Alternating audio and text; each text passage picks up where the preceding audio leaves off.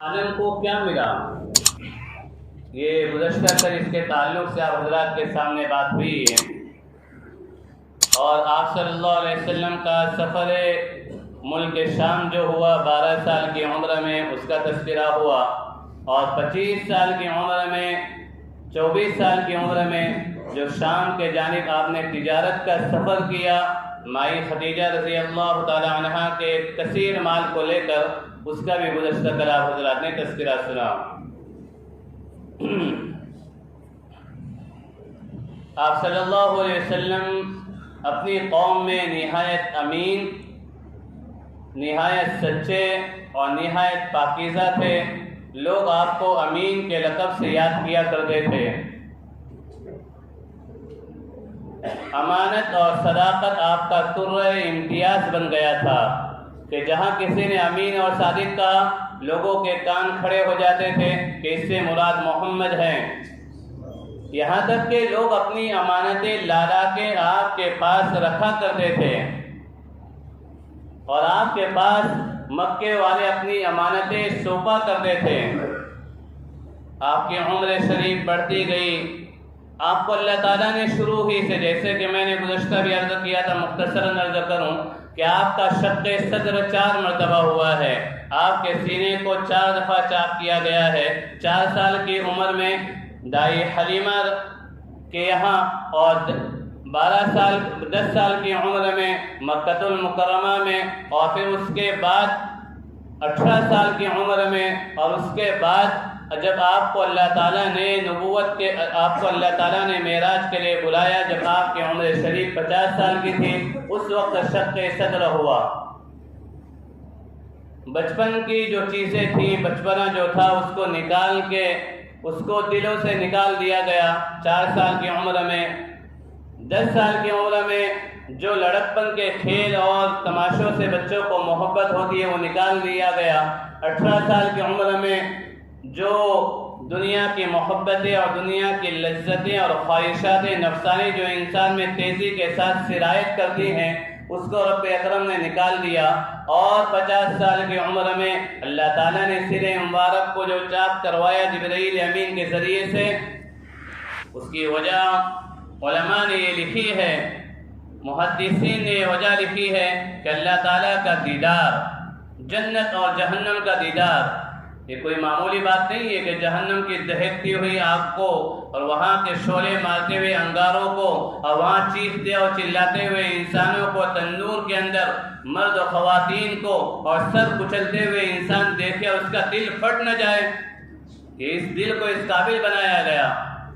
ورنہ میں نے عرض کیا تھا کہ موسیٰ علیہ السلام نے اللہ تعالیٰ سے بہت دفعہ جب خواہش ظاہر کی کہ رب اکرم میں آپ کا دیدار کرنا چاہتا ہوں، اللہ تعالیٰ آپ کو منع کرتے رہے۔ جب آپ نے بڑا اصرار کیا تو اللہ تعالیٰ نے کہا کہ اے موسیٰ، آپ میرا دیدار نہیں کر سکتے ہو، وَلَكِنْ انظُرْ إِلَى الْجَبَلِ، لیکن اس پہاڑ کی طرف دیکھو، میں پہاڑ پہ اپنی تجلی کو داخل کر رہا ہوں، ڈال رہا ہوں۔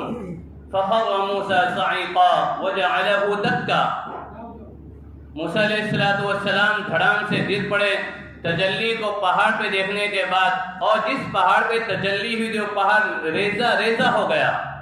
تو اللہ کی تجلیات کو دیکھنا کوئی معمولی بات نہیں تھی، اس لیے آپ کے سینے اطہر کو چاک کیا گیا، اور چاروں کے چاروں مرتبہ زمزم کے متبرک پانی سے دھویا گیا۔ علماء نے لکھا ہے کہ اس سے معلوم ہوا کہ زمزم سے متبرک پانی آسمان میں بھی نہیں ہے۔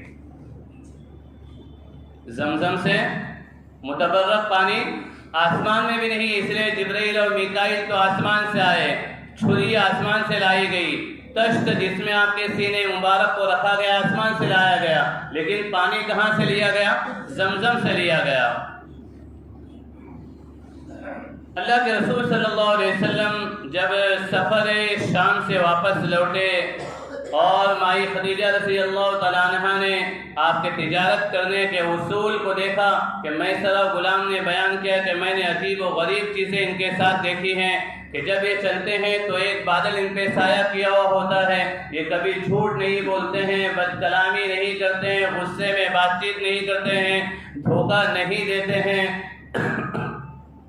پوری امانت اور دیانت کے ساتھ معاملات کرتے ہیں تو مائی خدیجہ کے دل میں آپ کی محبت جاگزی ہو گئی اور آپ نے ارادہ کیا کہ آپ سے نکاح کرنے کا پیغام دیا گیا۔ ابو طالب نے آپ کا نکاح پڑھایا اور کہا کہ میرا بھتیجا اگرچہ مال و دولت میں بہت کم ہے لیکن اگر اسے وزن کیا جائے تو پورے مکے کے لوگوں سے زیادہ وزنی یہ میرا بھتیجا ہے۔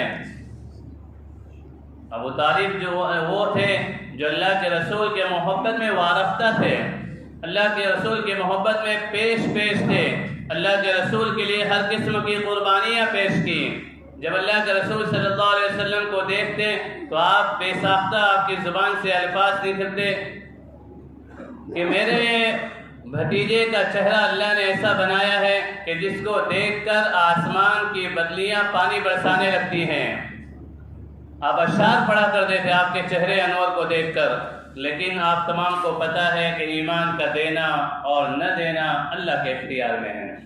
اِنَّكَ لَا تَهْدِي مَنْ أَحْبَبْتَ وَلَكِنَّ اللَّهَ يَهْدِي مَن يَشَاءُ کہ آپ جسے چاہیں اے نبی ہدایت نہیں دے سکتے ہیں بلکہ ہدایت دینا اللہ کے دست قدرت میں ہے۔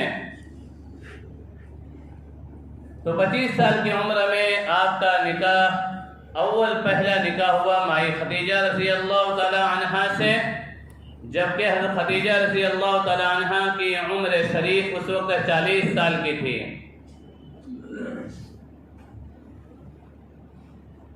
مکے کی امانتیں اور مکے والے آپ کو صادق اور امین کے لقب سے پکارتے رہے۔ جب آپ کی عمر شریف 35 سال کی ہوئی تو مکے والوں نے اس بات کا فیصلہ کیا کہ بیت اللہ کی اثر نو تعمیر کی جائے۔ بیت اللہ کی دیواریں بوسیدہ ہو گئی تھیں۔ ان لوگوں نے اعلان کیا کہ بیت اللہ کی تعمیر میں نہایت پاکیزہ پیسہ استعمال کیا جائے، شبے والا پیسہ اس میں استعمال نہ کیا جائے، محنت مزدوری کر کے پیسہ لا کے اس میں اکٹھا کیا جائے۔ زمانے جاہلیت میں مشرکین مکہ بھی بیت اللہ کا اتنا احترام کیا کرتے تھے۔ ہم ہماری مساجد کا بھی احترام کرنے والے بنے۔ اللہ کے رسول نے فرمایا قرب قیامت کی علامتوں میں سے ایک علامت یہ ہے کہ مسجد میں شور ہوگا۔ آقا نے دوسری حدیث میں فرمایا جب کوئی مسجد میں باتیں کرتا ہے تو فرشتہ نازل ہوتا ہے، کہتا ہے اللہ کے ولی خاموش ہو جا۔ جب وہ خاموش نہیں ہوتا ہے تو کہتے ہیں کہ اللہ کے دشمن خاموش ہو جا۔ پھر وہ باتوں میں مصروف رہتا ہے تو فرشتہ کہتا ہے وہ شخص جس پہ اللہ کی لعنت برس رہی ہے خاموش ہو جا۔ تو مساجد کا احترام، مساجد کا تقدس، مساجد میں اپنے مال کو لگانا یہ بڑی نعمت ہے۔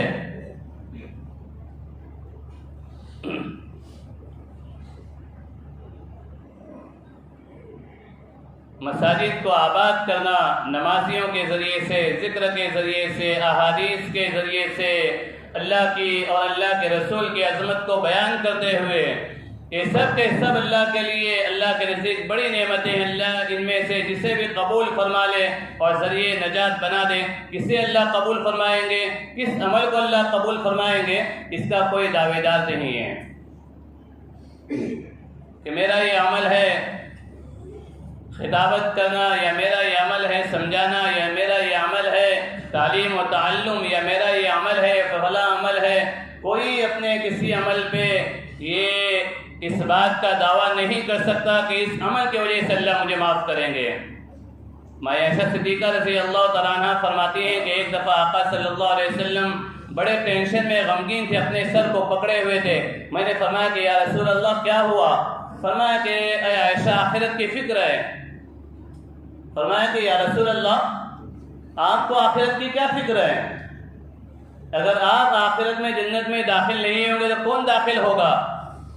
فرمایا لا یا عائشہ الا یتغمدنی اللہ برحمتی۔ اے عائشہ نہیں، اگر اللہ تعالیٰ اپنی رحمت میں مجھے ڈھانپ لیں گے جب میں جنت میں داخل ہو سکتا ہوں۔ اللہ کی رحمت اس لیے بندے کو موت تک عمل کرنا ہے، اور کسی اپنے عمل پہ کوئی بات دل میں آئے تو اسے چھوڑ دینا ہے۔ ریاکاری جو ہے یہ بہت بڑا اور بہت برا عمل شریعت میں ہے، بڑے بڑے عمل کو خاکستر بنا دیتا ہے۔ اور اخلاص سے کیا ہوا معمولی سا عمل اللہ کے یہاں بڑا مقبول ہو جاتا ہے۔ کیا جنگ احد کا واقعہ آپ کو نہیں پتا؟ جب اللہ کے رسول نے جنگ تبوک کا جب اللہ کے رسول نے کھجوروں کے لیے اعلان کیا اور کھجوروں کے ڈھیر لگ گئے، ایک صحابی جو پیر سے معذور تھے، ہاتھوں سے معذور تھے، جلالین کے حاشیے میں یہ واقعہ نقل کیا گیا ہے، پیر و ہاتھ سے معذور تھے، اللہ کے رسول صلی اللہ علیہ وسلم نے جب یہ اعلان کیا تو ان کے پاس ایک کھجور تک نہیں تھا۔ ایک یہودی کے یہاں گھسٹتے گئے اور کہا کہ میں تیرے یہاں مزدوری کرنا چاہتا ہوں، کیا تو مجھے مزدور بنا لے گا؟ اس نے کہا کہ تو کیا کرے گا؟ کہا تیرے باپ کو پانی سے سینچوں گا، ایک کام کر دے، مجھ پہ احسان کر دے کہ مجھے اٹھا کے کنویں کے منڈیل پہ رکھ دے، کنویں کی جو دیوار بنی ہے اس کے اوپر رکھ دے، باقی کنویں سے پانی کو کھینچنا میرا کام ہے۔ اور تو کتنی اجرت دے گا؟ کہا 1 ڈول کے بدلے میں 1 کھجور دوں گا، 1 ڈول کے بدلے میں 1 کھجور دوں گا۔ یہ معاملہ طے ہوا۔ اب وہ کسی طریقے سے دانتوں کے ذریعے سے رسی کو کھینچتے ہیں، کبھی ہاتھوں کا سہارا دیتے ہیں، ہاتھ جو ان کے باقی کے اس کا سہارا دیتے ہیں، یہاں تک کہ دانت بھی ہونٹ بھی لہو لہان ہو گئے، دانتوں سے خون آنے لگا اور ہاتھوں میں نشان پڑ گئے اس کے۔ اسی طریقے سے کچھ کھجور جمع کر کے اللہ کے رسول کے پاس پہنچے، یا رسول اللہ آپ نے اعلان کیا کہ آج لشکر اسلام کی مدد کی جائے، آج مسلمانوں کی مالی تعاون کیا جائے، یا رسول اللہ یہ حاضر خدمت ہیں۔ اللہ کے رسول نے انہیں لیا۔ جب منافقین نے دیکھا کہ اللہ کے رسول نے ان کھجوروں کو اپنے ہتھیلی میں لیا، تانا دینے لگے کہ اللہ کو ان کھجوروں کی ضرورت تھی، تم نے اتنی تکلیف کیوں اٹھائی، کیوں اتنے سے کھجور لے کر آئے ہو؟ اللہ کے رسول نے کھجور کو اپنے دونوں ہاتھوں میں لیا، ہلانے لگے اور ہلانے کے بعد اس طریقے سے کھجور کے انبار میں بکھیر دیا اور فرمایا کہ مجھے امید ہے کہ اللہ تعالیٰ تمام کے کھجور اس کے برکت سے قبول فرما لیں۔ تمام کے کھجور اللہ تعالیٰ اس کے برکت سے کیا فرمائے؟ قبول فرما لیں۔ تو ہماری بات سیرت ہی کی چل رہی ہے، اس لیے اللہ کے رسول نے ایک اچھی دعا سکھائی، دعا سن لیجیے۔ اللہم انی اعوذ بک من ان اشرک بک شیئا وانا اعلم بہ واستغفرک لما لا اعلم۔ اللہم انی اعوذ بک من ان اشرک بک شیئا۔ اللہ میں آپ کی حفاظت اور پناہ میں آتا ہوں کہ میں کسی کو آپ کے ساتھ شریک ٹھہراؤں، وانا اعلم بہ، اس حال میں کہ میں اسے جانتا ہوں، وانا لا اعلم، یا اس حال میں کہ میں اسے نہیں جانتا ہوں، واستغفرک لما لا اعلم، اور ان گناہوں سے بھی استغفار چاہتا ہوں جسے میں نہیں جانتا ہوں۔ تو انسان کو استغفار اللہ کے سامنے کرنا چاہیے۔ بڑائی اور بلندی اور بلند مرتبہ اور تکبر یہ اللہ ہی کے لیے، الکبریاء ردائی والعظمت ازاری فمن نازعنی منہما، کہ عظمت میری چادر ہے اور بڑائی میری چادر ہے، عظمت میری ازار ہے، ان دونوں کو اگر کوئی آدمی کھینچنے کی کوشش کرے گا تو میں اس کو توڑ کے رکھ دوں گا۔ اللہ تعالی ہم تمام کی حفاظت فرمائیں، ہمارے تمام عمل میں اللہ تعالی اخلاص نصیب فرمائیں، اپنے فضل و کرم سے شرف قبولیت سے مشرف فرمائیں، آمین۔ تو ہماری بات یہ چل رہی تھی کہ اللہ کے رسول صلی اللہ علیہ وسلم کی عمر شریف 25 سال کی ہوئی، نکاح ہوا، امانتیں رکھی جانے لگی، آپ امین اور صادق کے لقب سے مشہور ہوئے۔ عمر شریف جب 35 سال کی ہوئی تو بیت اللہ کی عمارتیں کیا ہو چکی تھیں؟ بوسیدہ ہو چکی تھی۔ انہوں نے اعلان کیا کہ خالص للہ کی رقم، اور خالص وہ رقم جو محنت اور مشقت کے ساتھ کی جائے، حلال رزق اس میں استعمال کیا جائے۔ محنت مشقت کی گئی۔ جدہ کے ساحل پہ ایک بہت بڑا جہاز جو ٹوٹ چکا تھا، اس کے لکڑے حاصل کرنے کے لیے وہاں کے سردار گئے، اس کے لکڑے وہاں سے حاصل کیے گئے اور بیت اللہ کی تعمیر میں لایا گیا۔ بعد کا بیت اللہ کی تعمیر ہو چکی ہے۔ اب بیت اللہ کی تعمیر کے بعد سب سے بڑا مسئلہ حجر اسود کا، حجر اسود کا مسئلہ تھا کہ حجر اسود کو کون اس کے جگہ پہ اٹھا کے رکھے.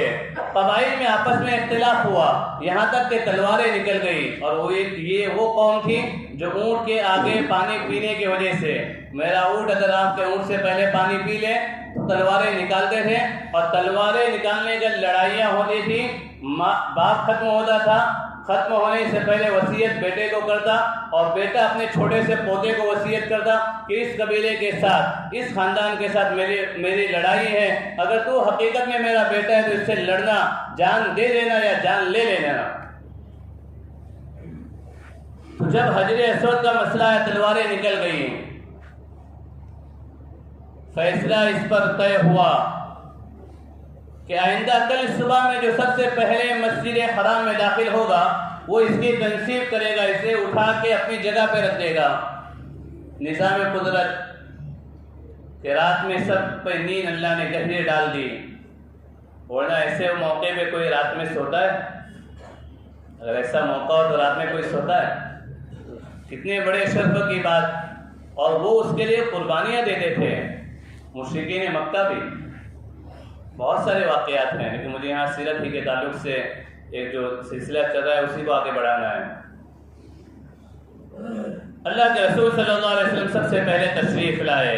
جب اس کے بعد پوری قوم کی آنکھ اٹھی, دوڑتے اور ہانپتے کانپتے ہوئے مسجد میں پہنچے, دیکھا کہ اللہ کے رسول موجود ہیں, محمد موجود ہیں.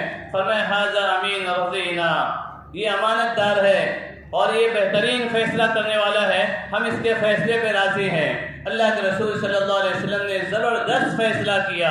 ایک چادر منگائی, اس کے درمیان میں حجر اسود کو رکھا گیا, اور چادر کے چاروں کونوں اور ہر کونے میں وہ مکے کے سردار جو تھے, بڑے بڑے قبائل کے جو سردار تھے, انہیں متعین کیا گیا. انہوں نے چادر کو اٹھایا. حجر اسود کو جب اوپر رکھنے کا موقع آیا, رسول اللہ صلی اللہ علیہ وسلم کے دست سے بابرکت سے اللہ نے پہلے سے فیصلہ فرما دیا تھا, آپ نے اٹھایا اور حجر اسود کو وہاں پہ رکھ دیا. تو جو لوگ بیت اللہ جاتے ہیں اور حجر اسود کو چومتے ہیں, وہ رسول اللہ کے لگے ہوئے پتھر کو چومتے ہیں, جس میں اللہ کے رسول کے ہاتھ مبارک لگے تھے, اسے چومتے ہیں.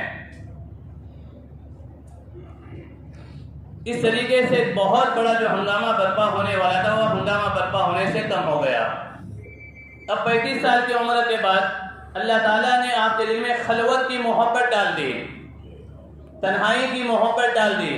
آپ تنہائی میں بیٹھ کر اللہ کا ذکر کیا کرتے تھے, اللہ کو یاد کیا کرتے تھے, اللہ کی قدرت کو سوچا کرتے تھے, آسمان و زمین کے بارے میں سوچا کرتے تھے, غور و فکر کیا کرتے تھے.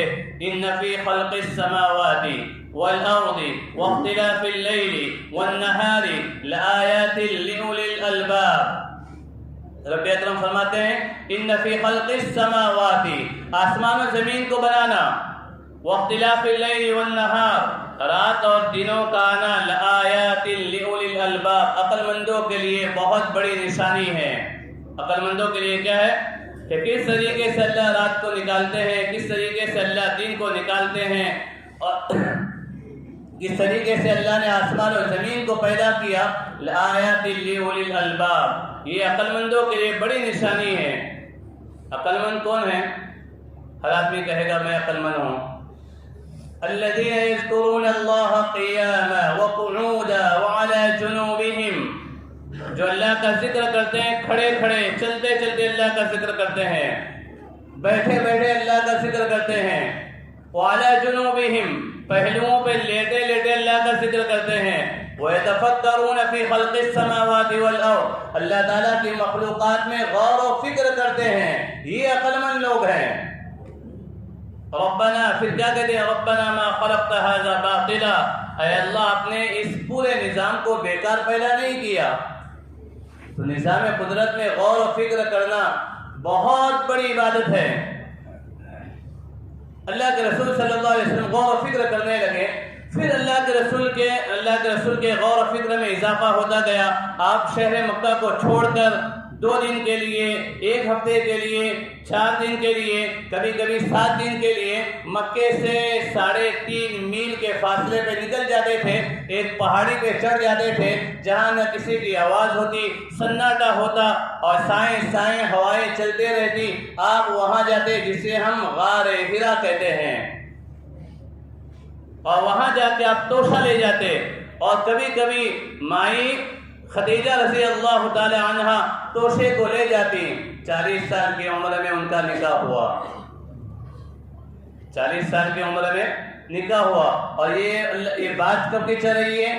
37، 38، 39، 40 سال کے اللہ کے رسول کی، ارے 13 سال، 14 سال، 15 سال، ان کی عمر شریف 55 سال کی ہو گئی تھی، اس پہاڑ پہ چڑھتے تھے توشہ لے کے، تنہائی میں، ویرانے میں۔ آج بھی مکے سے 3.5 میل کے فاصلے پہ ہے۔ اس زمانے میں جب کوئی نہیں تھا تو اس وقت مائی خدیجہ تنہا اللہ کے رسول کے لیے توشہ لے کے اس پہاڑ پہ چڑھتی تھی، جبکہ کوئی بنا ہوا بھی نہیں تھا۔ آج بنا ہے، پھر بھی جانا کیا ہے؟ بولیے نا، جو حضرات گئے ہیں، آسان ہے؟ مشکل ہے جانا۔ سیڑھیاں بن چکی ہیں، پھر بھی جانا کیا ہے؟ مشکل ہے، آسان نہیں ہے۔ اللہ کے رسول وہاں بیٹھ کے اللہ کی کائنات کے بارے میں، اللہ کی قدرت کے بارے میں غور و فکر کرتے، اور وہاں سے بیت اللہ سیدھا نظر آتا تھا، وہاں سے بیت اللہ سیدھا نظر آتا تھا۔ یہ بڑی بڑی عمارتیں بننے سے پہلے لوگوں نے کہا ہے کہ اس وقت بھی بیت اللہ وہاں سے سیدھا براہ راست نظر آتا تھا۔ جب سے بڑی بڑی عمارتیں بن گئی تو اب بیت اللہ وہاں سے نظر نہیں آ رہا ہے۔ اللہ کے رسول اسی ذکر فکر میں رہتے ہیں۔ ایک دفعہ آپ اسی ذکر فکر میں تھے، اچانک آپ نے دیکھا کہ آسمان کے اوپر ایک سایہ چھا گیا اور پورا کے پورا آسمان ڈھک گیا۔ اللہ کے رسول دیکھتے رہے وہ سایہ جس سے پورا آسمان ڈھک گیا، تو اللہ کے رسول کے قریب آتے گیا، بالکل قریب آ کے آپ کے سامنے آ کے ایک انسانی شکل میں وہ کھڑا ہو گیا۔ آپ صلی اللہ علیہ وسلم گھبرائے، بشریت کا تقاضا تھا، آپ کے دل میں خوف آیا۔ اس نے آ کے، اس فرشتے نے آ کر آپ کو سینے سے لگایا اور کہا اقرأ، پڑھیے، ما انا بقاری، میں پڑھا ہوا نہیں ہوں۔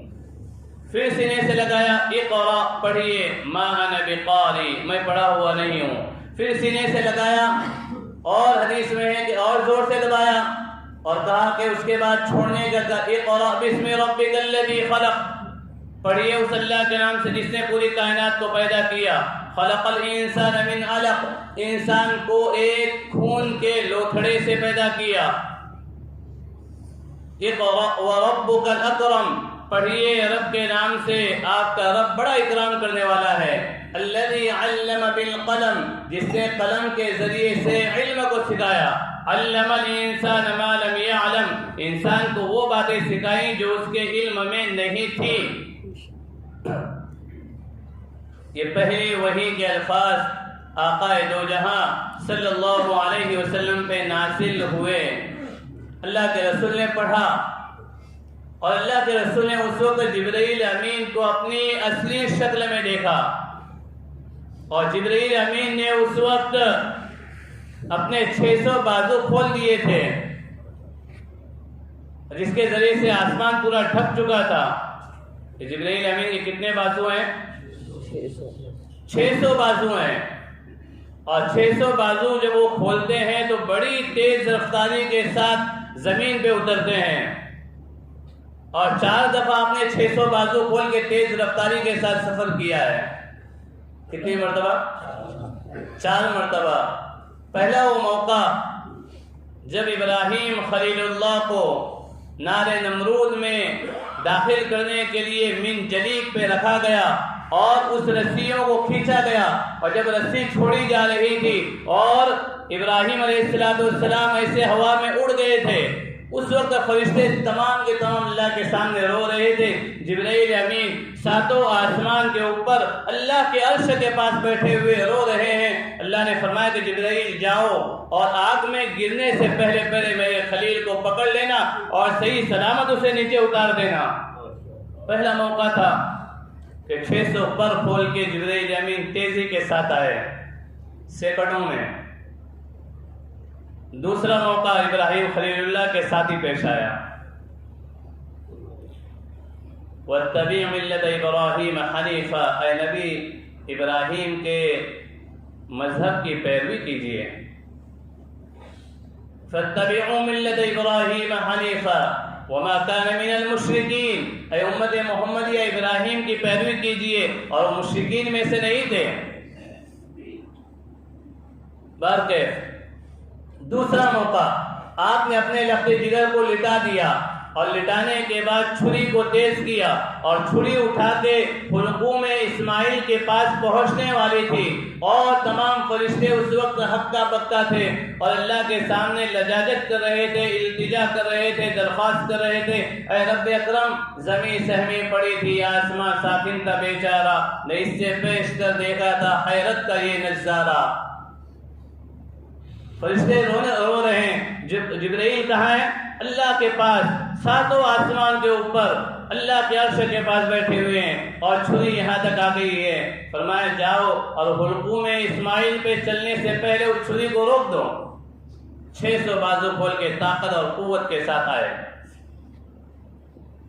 تیسرا موقع، یوسف علیہ السلام کو جب ان کے ناہنجار بھائیوں نے قتل کا ارادہ کیا اور اپنے باپ کو دھوکہ دیا، اللہ کے برگزیدہ پیغمبر کو دھوکہ دینے کے نیت سے نکل پڑے اور کنویں کے منڈیل پہ جا کے یوسف کو نیچے پھینک دیا، تو جب چھوڑا تو جبرائیل امین ساتوں آسمان کے اوپر عرش اعظم کے پاس بیٹھے ہوئے تھے اور گرنے سے پہلے کیا کیا؟ انہوں نے آ کے انہیں پکڑ لیا ہے۔ تیسرا موقع تھا۔ چوتھا موقع جنگ احد کا۔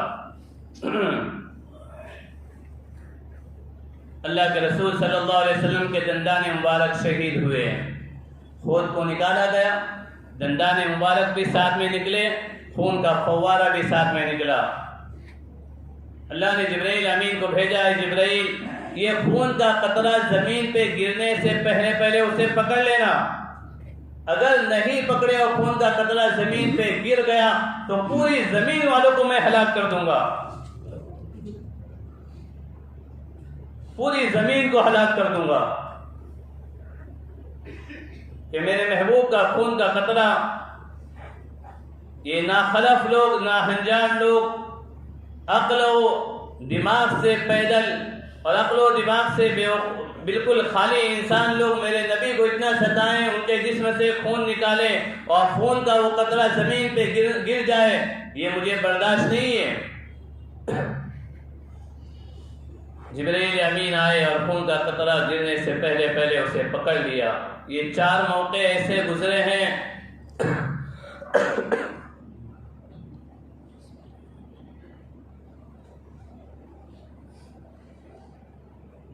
یہ 4 موقع ایسے گزرے ہیں جس وقت جبرائیل امین نے 600 بازو کے ساتھ پرواز کی اور 600 بازو کھول کے تیز رفتاری کے ساتھ دوڑے لپکے۔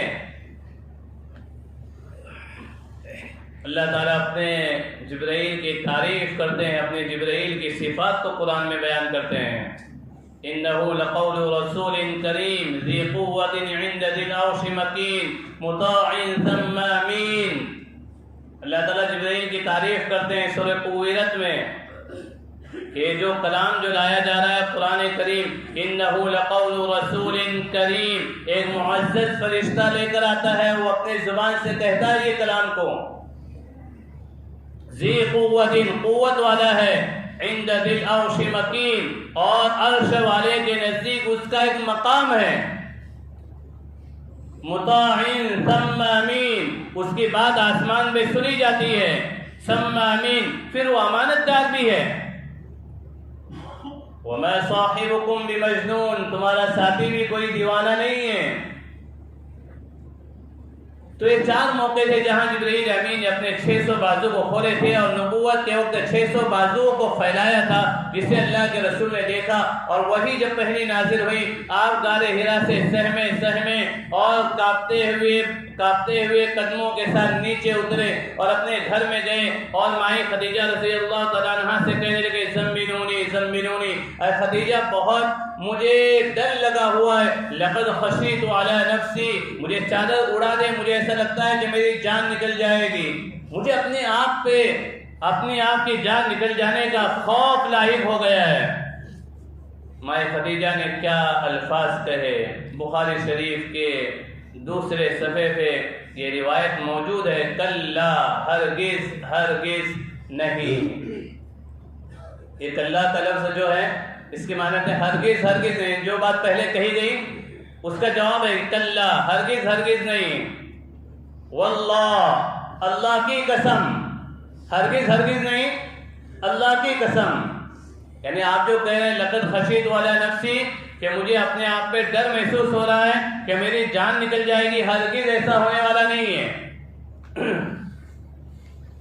حجاج بن یوسف کے پاس ایک خاتون آئی، کہنے لگی حجاج ظلم سے باز آ جا،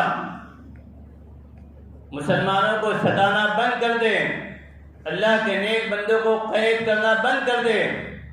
اگر تو نے یہ نہیں کیا تو اللہ تعالیٰ تجھے ایسا مٹائیں گے جیسے قرآن کریم کے 15 شروع کے پاروں سے اللہ نے لفظ کلا کو مٹا دیا ہے. 15 پاروں میں لفظ کلا ہے ہی نہیں. تو حجاج بن یوسف خود بھی حافظ تھا، خود بھی کیا تھا، اس نے اور لوگوں کو حکم دیا کہ دیکھو تلاش کرو. جب تلاش کیا گیا پتا چلا کہ کلا کا لفظ نہیں ہے. کہا کہ بوڑھی اماں تیرے علم کے وجہ سے میں تجھے چھوڑ رہا ہوں، اگر لفظ کلا مل جاتا تیری گردن آج میں جدا کر دیتا. تو مائی خدیجہ فرماتی ہیں کلا واللہ، ہرگز نہیں، اللہ کی قسم، انک لتصل الرحم. آپ غار حرا میں جا کے عبادت کرتے ہیں، رات میں اٹھ کے اللہ کو یاد کرتے ہیں، روتے ہیں، اس کا تذکرہ نہیں کیا. اس کا تذکرہ 5 صفات بیان کی، آپ کی عبادت کا تذکرہ نہیں کیا، معاشرت کا تذکرہ کیا. کس کا تذکرہ کیا؟ آپ کی تہجد کا تذکرہ نہیں کیا، آپ کے رونے دھونے کا تذکرہ نہیں کیا، آپ کے غار حرا میں خلوت میں تنہائی میں آنسو بہانے کا تذکرہ نہیں کیا، بلکہ 5 صفات بیان کی کہ آپ میں 5 صفات موجود ہیں، اس وجہ سے اللہ آپ کو ہلاک نہیں کرے گا. انک لتصل الرحم، آپ تو رشتہ داروں کے ساتھ صلہ رحمی کرتے ہو، تسلیاں دیتے ہو، مال دیتے ہو، مدد کرتے ہو.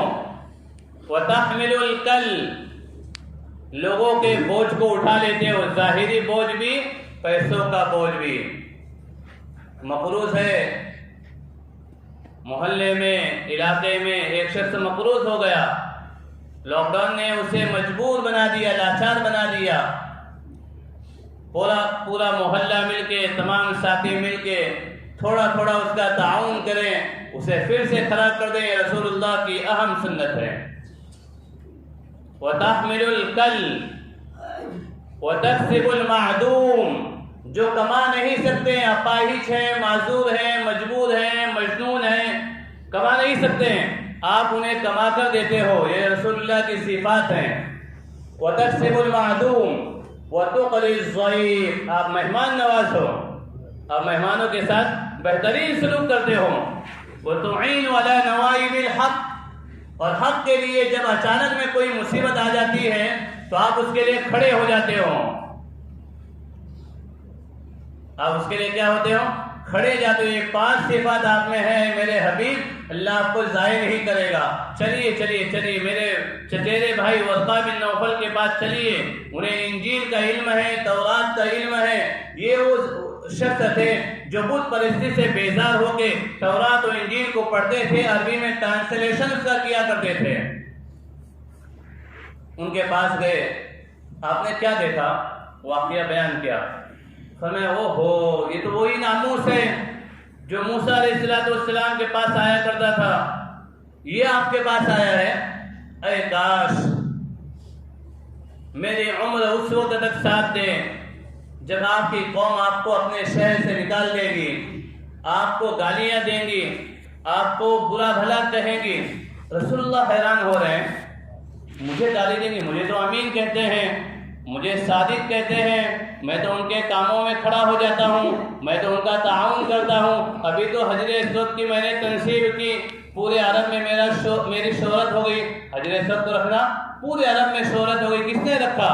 محمد نے رکھا، محمد بن عبداللہ بن عبد المطلب نے رکھا، سردار کے بیٹے نے، سردار کے پوتے نے رکھا ہے. پورے عرب میں شہرت ہو چکی تھی 35 سال کی عمر میں. تو مجھے نکالیں گے؟ فرمایا ہاں ہاں آپ کو نکالیں گے. آپ کو برا بلا کہیں گے، کاش میری عمر ساتھ دے تو میں آپ کے ساتھ ضرور کھڑا رہوں گا۔ اللہ کے رسول صلی اللہ علیہ وسلم کو سمجھایا، پھر اللہ کے رسول اپنے گھر میں تشریف لے آئے، وحی کا سلسلہ کچھ دنوں کے لیے بند ہو گیا، آپ میں بے چینی بڑھتے گئی،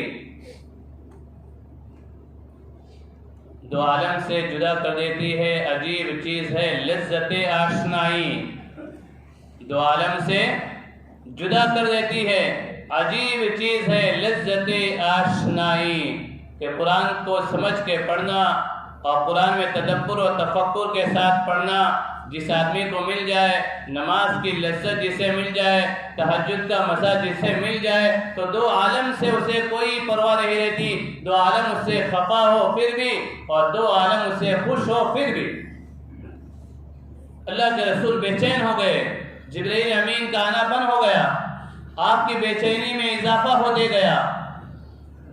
اللہ کے رسول فرماتے کبھی کبھی ایسا محسوس ہوتا کہ پہاڑ کے اوپر چڑھ جاؤں اور وہاں سے کود جاؤں، چھلانگ لگا دوں، اتنی بے چینی میں اضافہ ہو گیا۔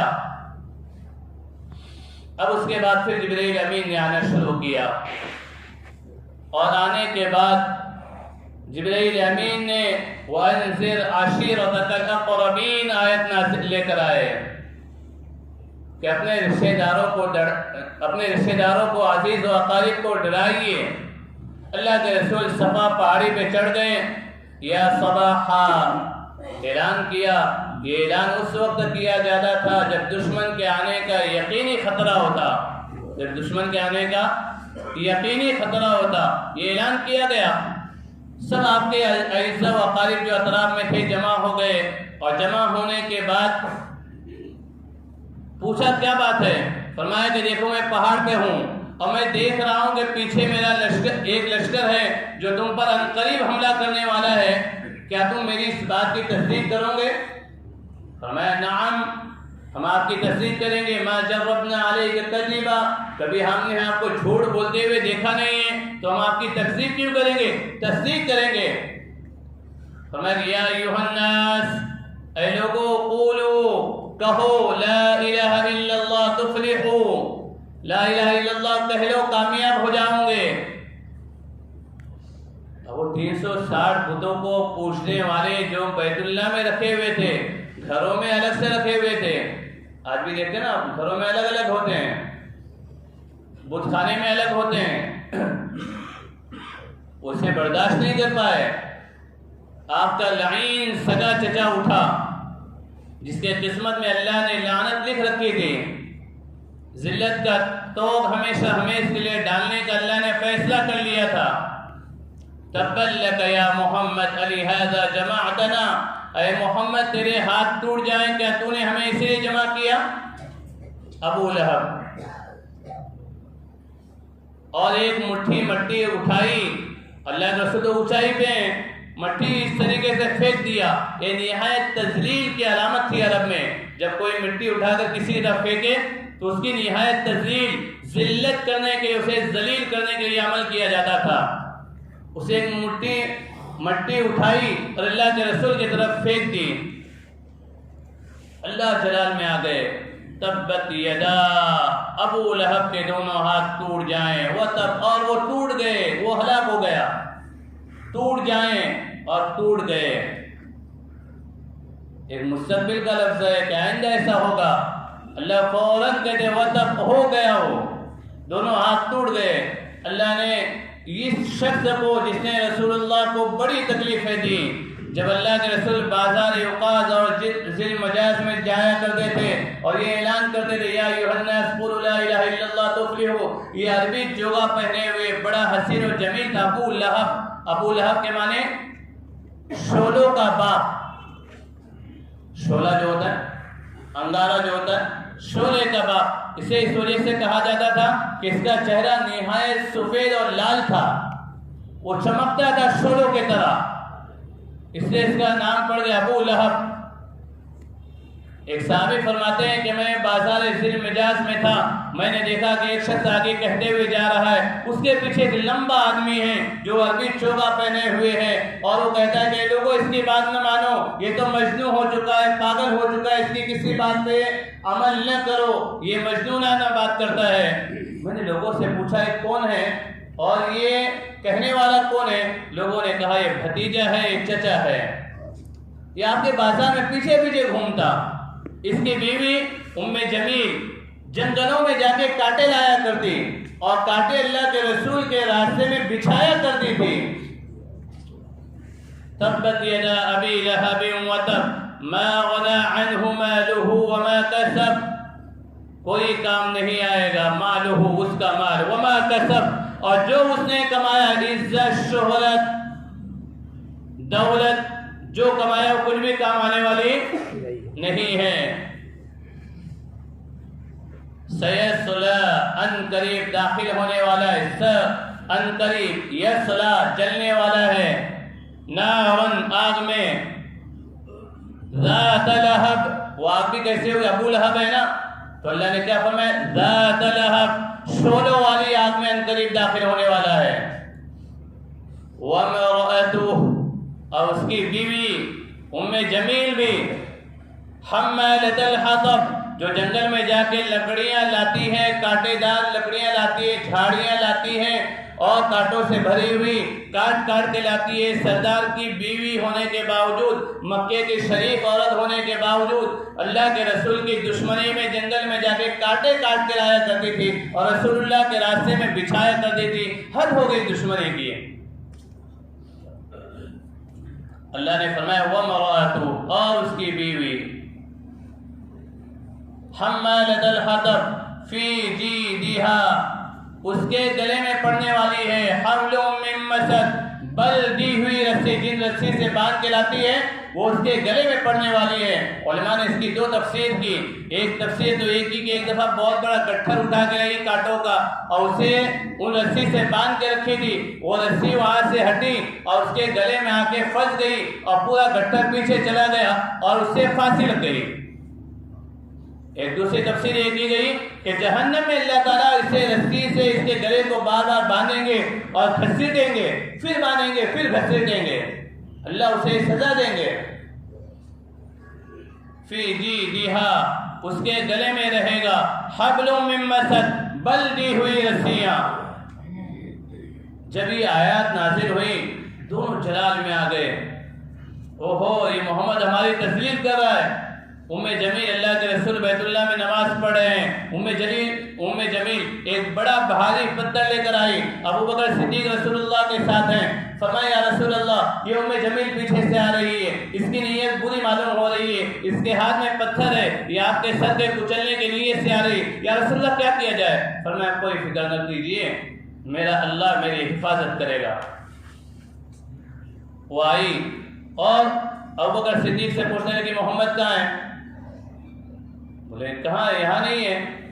وہاں جہاں وہ کھڑے تھے وہاں نہیں ہے، یہاں ابو بکر صدیق جہاں کھڑے وہاں محمد ہے، وہ الگ جگہ ہوں گے نا، یہاں نہیں ہے۔ مولانا قاسم صاحب نانوتوی رحمۃ اللہ علیہ جنگ آزادی میں جب تحریک ریشمی رومال شروع کی اور انگریز ان کے گھر میں پہنچے، مولانا بڑے پستہ قد تھے، پتلے دبلے تھے اور سادہ سودہ کپڑا پہنتے تھے، ہم لوگوں کی طرح نہیں تھے، تو بالکل وہ پتلے دبلے تھے، سارے انگریز تھے۔ وارنٹ نکلا ہوا تھا کہ قاسم نانوتوی کہاں ہے؟ وہ 2 قدم پیچھے ہٹے، کہا ابھی ابھی یہاں تھے، وہ 2 قدم جو آگے کھڑے تھے ابھی ابھی یہاں تھے۔ یہ جھوٹ بولنے کا طریقہ نہیں ہے، جھوٹ سے بچنے کا طریقہ ہے۔ یہ کیا ہے؟ آپ کو جھوٹ سکھا نہیں رہا ہوں، جھوٹ سے مجبوری کے حالات میں جھوٹ سے بچنے کا طریقہ ہے، جھوٹ بولنے کا طریقہ نہیں ہے۔ بات کیف ام جمیل بڑا سے پتھر لے کر جب وہاں گئی، اللہ نے پردہ حائل کر دیا اور وہ اللہ کے رسول کو دیکھ نہیں پائی، اللہ نے اپنے رسول کی حفاظت کی۔ تو اللہ کے رسول صلی اللہ علیہ وسلم جب دعوت دینے لگے، 3 سال تک آپ نے اپنے رشتہ داروں کو دعوت دی، اوروں کو نہیں۔ 3 سال کے بعد آیت نازل ہوئی، یا ایھا الرسول بلغ ما انزل الیک من ربک، اے رسول جو ہم نے آپ پہ نازل کیا آپ اس کا علل اعلان کیا کیجیے، اعلان کیجیے، سب لوگوں کو دعوت دیجیے، سب لوگوں کو پیغام پہنچائیے۔ اللہ کے رسول صلی اللہ یہ ابو لہب جو ہے اس کے بارے میں تھوڑی اور بات سن لیجیے. اللہ نے اس کو طاعون کی بیماری دی اور طاعون کی بیماری متعدی ہے، ایک سے دوسرے کو لگنے والی ہے. پھوڑے نکل آئے، اسے بدبو آنے لگی، اسے ایک کمرے میں بیٹوں نے بند کر دیا اور اس سے بدبوئیں پھوٹنے لگی. جب انتقال ہوا تو قریب میں کوئی نہیں گیا کہ بدبو آ رہی. پورا کمرہ جو ہے بدبو سے متعفن ہو چکا تھا، بدبوئیں پھیل چکی تھی، کوئی قریب نہیں گیا. حبشی غلاموں کو کرائے پہ لایا گیا، وہ لکڑیوں کے ذریعے سے گھسیٹتے ہوئے اسے لے گئے اور ایک گڑھا کھود کے اس کے اندر ڈال دیا، اوپر سے پتھروں کے ذریعے سے اسے بند کر دیا. جو اللہ سے دشمنی کرے گا، اللہ کے رسول سے دشمنی کرے گا، اللہ اسے عبرتناک سزا دیں گے. اس کے دونوں بیٹے عتبہ اور عتیبہ، اللہ کے رسول کی دونوں بیٹیاں رقیہ اور ام کلثوم، ان دونوں کا نکاح اس کے دونوں بیٹوں سے ہوا تھا نبوت سے پہلے، رخصتی نہیں ہوئی تھی. جب اللہ کے رسول نے دعوت دی اور دین کی بات پھیلائی اور حق بات جب اللہ کے رسول نے کہی، توحید کا ولولہ اور توحید کی باتیں جب لوگوں کے سامنے اعلان کیا، اسے خود توحید کی دعوت دی تو کمینہ گیری پہ اتر آیا اور اپنے دونوں بیٹوں سے کہا کہ محمد کی دونوں بیٹیوں کو طلاق دے دو. دونوں نے کھڑے ہو کے طلاق دے. عتبہ نے یہ بدماشی بھی کی کہ اللہ کے رسول کے چہرے انور پہ تھوک دیا. جس چہرے کے سامنے سورج کی تابانی اور سورج کی روشنی مدھم پر جایا کرتی تھی، چاند جس کے سامنے پھیکا پڑ جاتا تھا. جابر رضی اللہ تعالیٰ عنہ فرماتے ہیں ایک دفعہ چاند 14ویں کا چاند تھا، میں رسول اللہ کی خدمت میں حاضر ہوا. آپ نے سرخ اور بلیک کپڑا پہنا ہوا تھا، تھالی دار پہنا ہوا تھا. میں آپ کو دیکھتا، چاند کو دیکھتا، آپ کو دیکھتا، چاند کو دیکھتا. بالآخر میں نے فیصلہ کیا کہ چاند میں ہے چھائیاں اور مدنی کا چہرہ صاف ہے. مجھے فیصلہ کرنا پڑا کہ اللہ کے رسول کیا ہیں؟ حسین و جمیل ہیں. ابو ہریرہ فرماتے ہیں، مسلم شریف کی روایت ہے کہ جب اللہ کے رسول کے چہرے اطہر کو دیکھا جاتا تو ایسا محسوس ہوتا کہ سورج آپ کے چہرے پہ چل رہا ہے. یہ بدبخت نے یہ بدبختی کی کہ رسول اللہ کے چہرے پہ تھوک دیا. اللہ کے رسول غم سے نڈال تھے. آپ کے زبان اقدس سے ایک بددعا کا کلمہ نکل گیا، اللہم سلط علیہ کلبا من کلابک، اے اللہ اپنے کتوں میں سے کتے کو اس پہ مسلط کر دے. اسے اور اس کے باپ کو یقین ہو گیا یہ بات تو ہو کر رہے گی، محمد نے کہا ہے تو بات ہو کے رہے گی. آج ایمان والوں کو نبی کے بات پہ یقین نہیں ہے. نبی کا ازلی دشمن اور سب سے خطرناک دشمن، اسے یقین تھا کہ ہوگا وہی جو محمد نے کہا ہے. آج ہمیں اللہ کے رسول کے بات پہ یقین نہیں ہے. ہم سنتے ہیں اور یقین کے نہ سننے کی وجہ سے عمل کرنے کی توفیق اللہ چھین لیتے ہیں، اس لیے کہ یقین ہی نہیں ہے. جب یقین کے ساتھ بات نہیں سنی جائے گی، یقین کے ساتھ احادیث نہیں سنی جائے گی، پورا قرآن پڑھ لیا جائے، جب یقین نہیں ہے، دل میں محبت نہیں ہے، عشق نہیں ہے، تو کیا فائدہ دے گی وہ بات؟ کچھ بھی فائدہ نہیں دے گی. ابو لہب کو یقین تھا کہ محمد کبھی جھوٹی بات نہیں کہتا، اس کی کوئی بات جھوٹی نہیں ہوتی ہے. آئندہ کی بات اپنے بیٹے کی بڑی حفاظت کرنے لگا. جب وہ لشکر میں جاتا، کہیں ملک کے شام جاتا تجارت کے لیے، تو پورے قافلے والے سامان کو اکٹھا کرتے اور اکٹھا کرنے کے بعد سب کے سب نیچے سوتے اور اس عتیبہ بدبخت کو اوپر سلاتے. ایک دفعہ ملک کے شام سفر میں جا رہے تھے، ویرانے میں قیام ہوا، سب کے سامان سفر جمع کیا گیا، کافی اونچا بنا کے اس کے اوپر اسے سلایا گیا. اللہ نے ایک شیر کو بھیجا یا ایک چیتے کو بھیجا یا ایک بھیڑیے کو بھیجا، الگ الگ الفاظ ہیں. جسے بھی بھیجا اسے فوراً یہ سب سوئے ہوئے ہیں، اسے چھلانگ لگائی اور چھلانگ لگا کے اوپر پہنچا اور اسے پکڑا، اسے دبوچا اور دبوچ کے اٹھا کے جنگل کے جانب لے گیا. اللہ نے رسول کی بات کو سچ کر دکھلایا. اللہم سلط علیہ کلبا من کلابک. تو رسول اللہ نے اس دین کے لیے اپنی بیٹیوں کو بیوہ کر دیا. اپنے آپ پہ سخت اذیتیں اٹھائیں. آپ مکے میں بیت اللہ کے سامنے نماز پڑھ رہے ہیں اور آپ صلی اللہ علیہ وسلم سجدہ نمبا کر رہے ہیں. ابو جہل لعین کھڑا ہے اور اعلان کرتا ہے کہ مکے میں کہیں اونٹ ذبح ہوا ہے. عقبہ بن ابی معیط بدبخت اٹھتا ہے، کہتا ہے جی ہاں اونٹ ذبح ہوا ہے. ابو جہل کہتا ہے کہ اس کی اوجڑی غلاظت کے ساتھ لائی جائے. اس کی اوجڑی سمجھے نا، اوجڑی غلاظت کے ساتھ لائی جائے، گندگی کے ساتھ لائی جائے. بکری کی اوجڑی نہیں، بیل کی اجڑی نہیں، اونٹ کی اجڑی لائی جائے. وہ بدبخت لعین عقبہ بن ابی معیط اٹھا اور اس نے جا کے غلاظت کے ساتھ لایا. رسول اللہ عشق اللہ میں، اللہ کی محبت میں طویل سجدہ کر رہے ہیں، سجدے میں ہیں. عبداللہ بن مسعود کہتے ہیں کہ میں دیکھ رہا ہوں وہ غلاظت بھری اوجڑی لائی گئی، آپ کے سر مبارک پہ رکھ دیا گیا. عبداللہ بن مسعود کہتے ہیں کہ میری ہمت نہیں ہوئی اور مشرکین جو وہاں تمام سردار بیٹھے ہوئے تھے ہنسی سے لوٹ پوٹ رہے ہیں. اللہ کے رسول تو اللہ کے عشق میں تھے.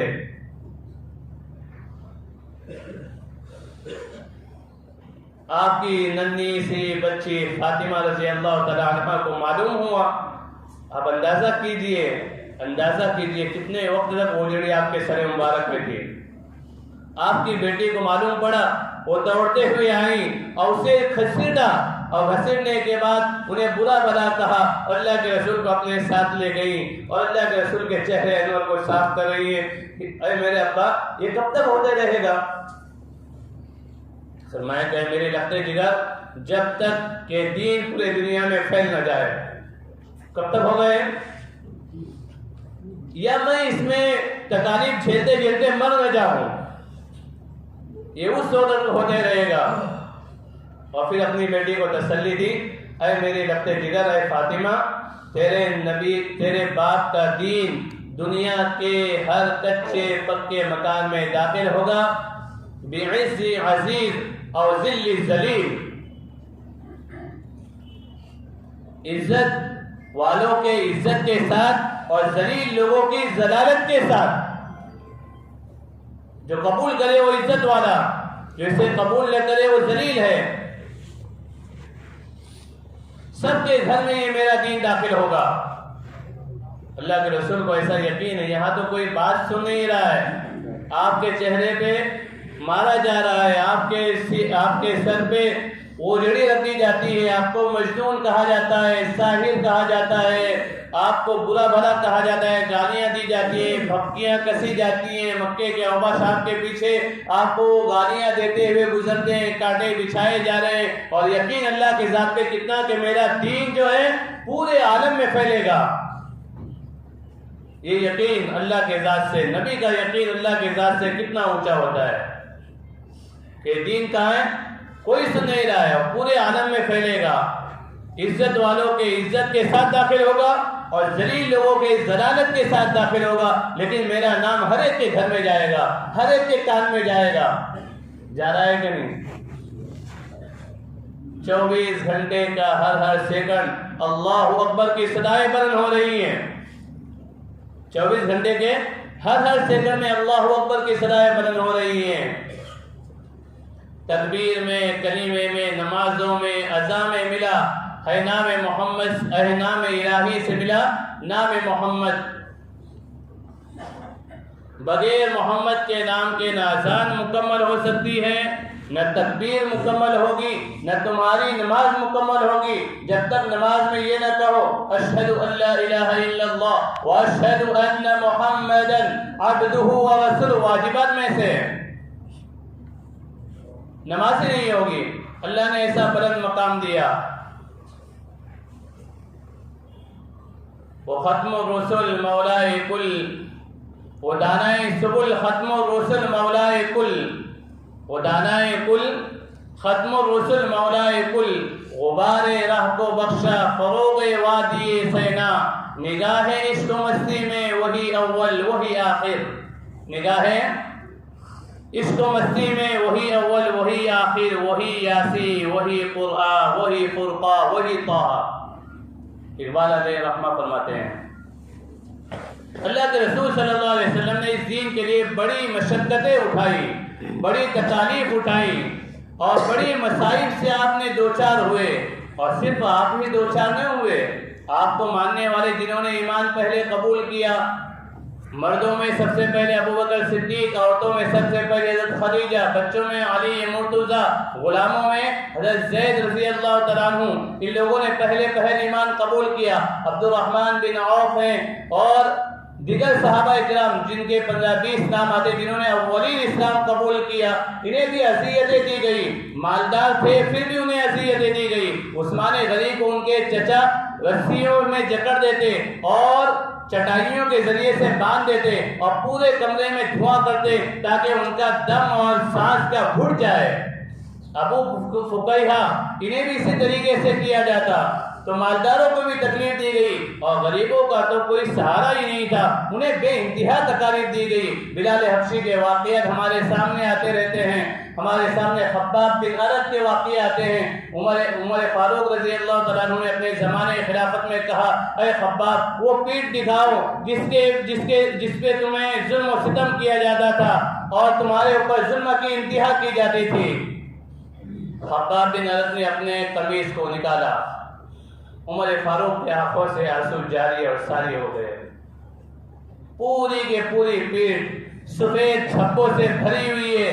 ایک دفعہ آگ بچھائی گئی، آگ کے انگارے بچھائے گئے، سینے پہ چٹان لگ دی گئی، اور جب تک کہ وہ آگ کے انگارے آگ کے پیپ اور خون سے بجھ نہیں گئے، آپ کو ایسا ہی لٹایا گیا۔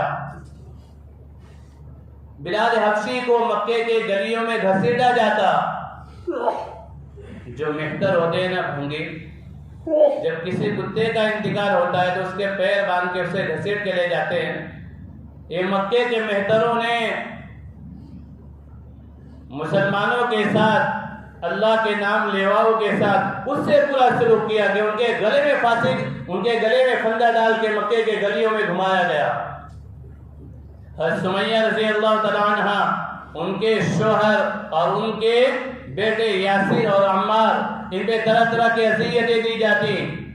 ابو جہل لعین نے دیکھا کہ ماننے والے نہیں ہیں، انہیں باندھا گیا اور باندھنے کا ایک برچھا ان کے شرمگاہ پہ مارا، اور ایک جگہ لکھا یہ بھی ہے کہ دونوں اونٹ مخالف سمت میں دوڑا دیے اور 2 قدم پہ انہیں کیا کر دیے، ان کے دونوں قدم اس کے ساتھ باندھ دیے اور ان کی شرمگاہ پہ برچھا مارا، جس کی وجہ سے پیٹ تک پھٹ گیا اور جسم 2 حصوں میں منقسم ہو گیا۔